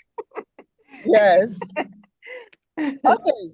Corania mentioned, sorry, hello? Sorry, I'm taking too much time today. Please go ahead. Dr. Rania mentioned something about, I think if it's not, because me, I like checking daily, but I learned AI wants to give us English language as the newest programming language, no more coding and all that. And it's a bit of, let me say, it's a concern to me, because I think as teachers, parents, we are really not guiding our words. learners or our biological children on the proper courses to read, especially when it has to do with any computer-related course. With the level of private schools in the world, let me not say in Nigeria only, they just give some funny names to buy people's minds, okay? And with this belief of AI, tech world, everything, you see a parent leaving the child to just go to school to read robotics. Robotics has been in existence for long. Now, some schools will say AI. That is what we are now commonizing, right? What happens to a learner or a student who has gone to the university to read just robotics, just AI? And you can see how common it is. I think if care is not taken, it will not look like one of those courses without looking down on any particular one. If I have a child going to school now to say he or she wants to read secretarial studies, to work as a secretary, I don't think that course or job title really exists anymore. So I think it's a thing that we should come together as learners, especially parents in our schools or parents we work with and co. Let's guide them. For example, my own biological, I made him to go and read computer engineering. Computer engineering, almost all the aspects of computer, so that anyone that is being promoted per time, you are still valuable. But if we let them blind, I'm sure my professor, Kamal, will talk more on this, maybe today or subsequently. There is need for us to really make them know by channeling them and advising them properly. Thank you. Just my concern, I said, let me share with us so that we'll know if I'm in order or I'm just the only one feeling such, having such feelings. Thank you. Thank you very much. Yes, Dr. Gloria, that I want to share also from my experience in the ministry, for example. I mean, we work like a robot here. Nobody cares about our well-being. This is obvious. So if AI systems can accomplish bureaucratic work, the bureaucratic work that I'm doing in the ministry, they will fire us. It's normal. You understand? If we take we try to realize the mindset of a company or a government, we can understand that this will happen. So I started to feel worried, honestly tell you. I'm very worried about this. Anyway. Yes, but yes, that's the true. founders don't care about the high officials, my ministry. They don't care about the well-being and mental health. They only care if the work is done. Yeah. As long as the If work is done, whether it's by done by a system, human being or by AI, they don't care. As long as it's done. And that AI is going to be cheaper for them and they will make more money to be more profitable for them. So I know that many people embrace it. Is really well, that's it. That's the negative side of it. Yes, yes, Ambassador Nilam. Ma'am, as you are worried, there is no need to worry, because if we are having problems, so we are having solutions also. Yeah. If we are taking care of our things, we are applying so many safety to save our things. So thieves are becoming very much stronger nowadays. How much we are doing, they are also one step forward to us. The same way we are having the problems, but the solutions are one step forward to us. And next thing, that COVID, at the time of COVID, it taught a lesson to everyone to come close together, understand to each other. Emotionally, they have awakened to all of us. So I think no need to be worried, because the nowadays the person are coming back.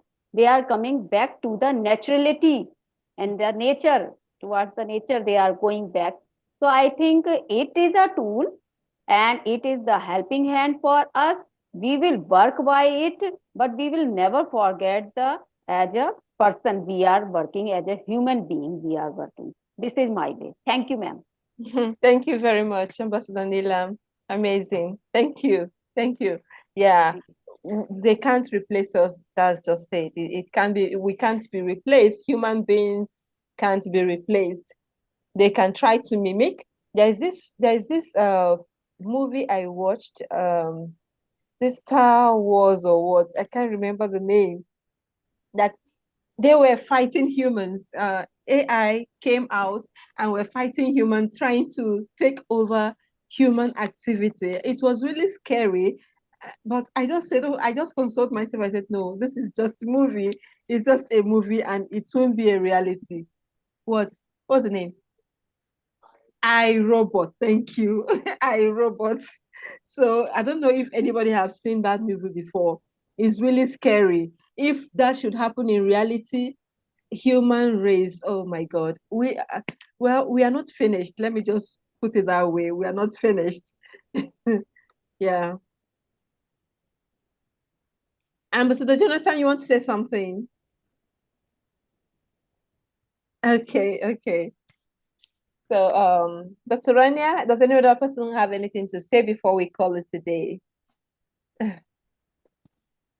It's really an amazing one. Let's be optimistic. Yes, Dr. Naid, just Okay, let's be yes. optimistic. And Yeah, that's true.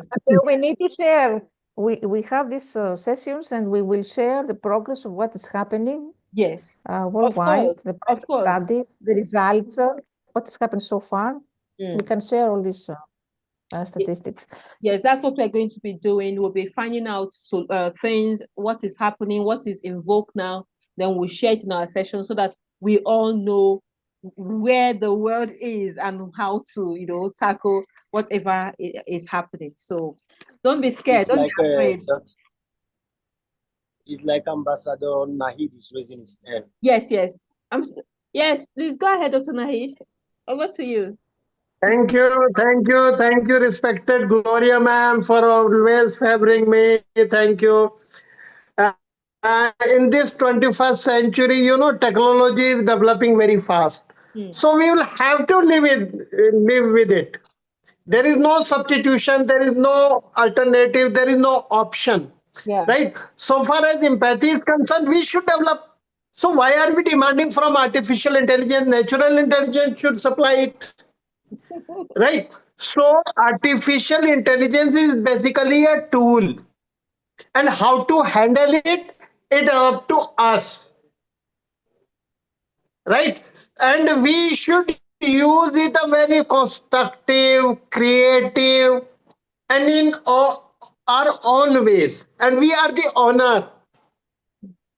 We will handle it. It will not be our master. It will remain our slave. And we will develop ourselves in such a way that it will remain our slave only. And we need to develop emotionally, socially, cognitively. Our intelligence should develop, and we should read variety of books. We should read Marcus Aurelius, right? Roman Emperor, lot many good things were there. Greek mythology, very good things are there. Right, in India, very vast literature is there. In English, vast literature is there.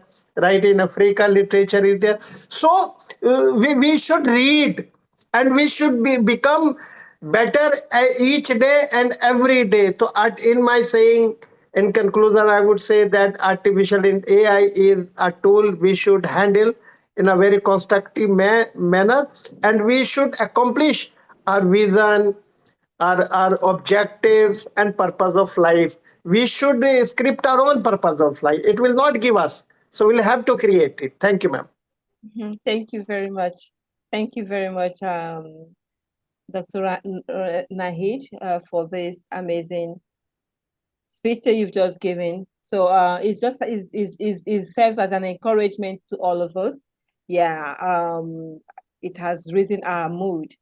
So please, does any other person have anything to say before we call it a day? Okay. So what an enriching exchange we had today. Thank you to our phenomenal panelists and our audience for your insights, honesty, and vision. Artificial intelligence in education is not just about keeping up with trends. is about driving meaningful, inclusive, and ethical change. Let us continue this journey together, asking the right questions and championing innovation that uplifts every learner. Thank you all for being part of this dialogue. Keep walking through education with purpose and passion, and see you next week. And see you tomorrow. If you have the time to come tomorrow, please feel free to join us as we educate our students as well. Thank you very much. So it's time for our photo shoot, please. Let's turn on our cameras as we take our photo shoot.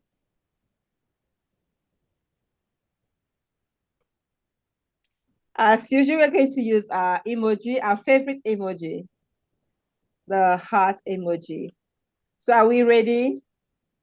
After the count of 3, 1, 2, and 3, everyone.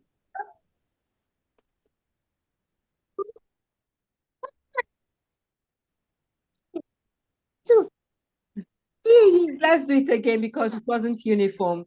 It didn't come out at the same time. So let's start. Everybody, can you all put your hands in your emoji? Please put your hands, place your hand there. All right, so are we all there now? So I'm going to start counting. After the count of 5, with that, everybody must be ready. 1, 2, 3, 4, and 5. And Mr. Gayatri, you're so fast. All right. Bye, everyone. Thank you so much, ma'am. Bye. Bye. Have a restful night, everyone. Good morning to those See of you you. tomorrow. Good afternoon and Tomorrow. good evening. Yes, see you tomorrow. Bye. Good night. Good night. Bye. Bye. Bye. Bye-bye. Good night, everyone.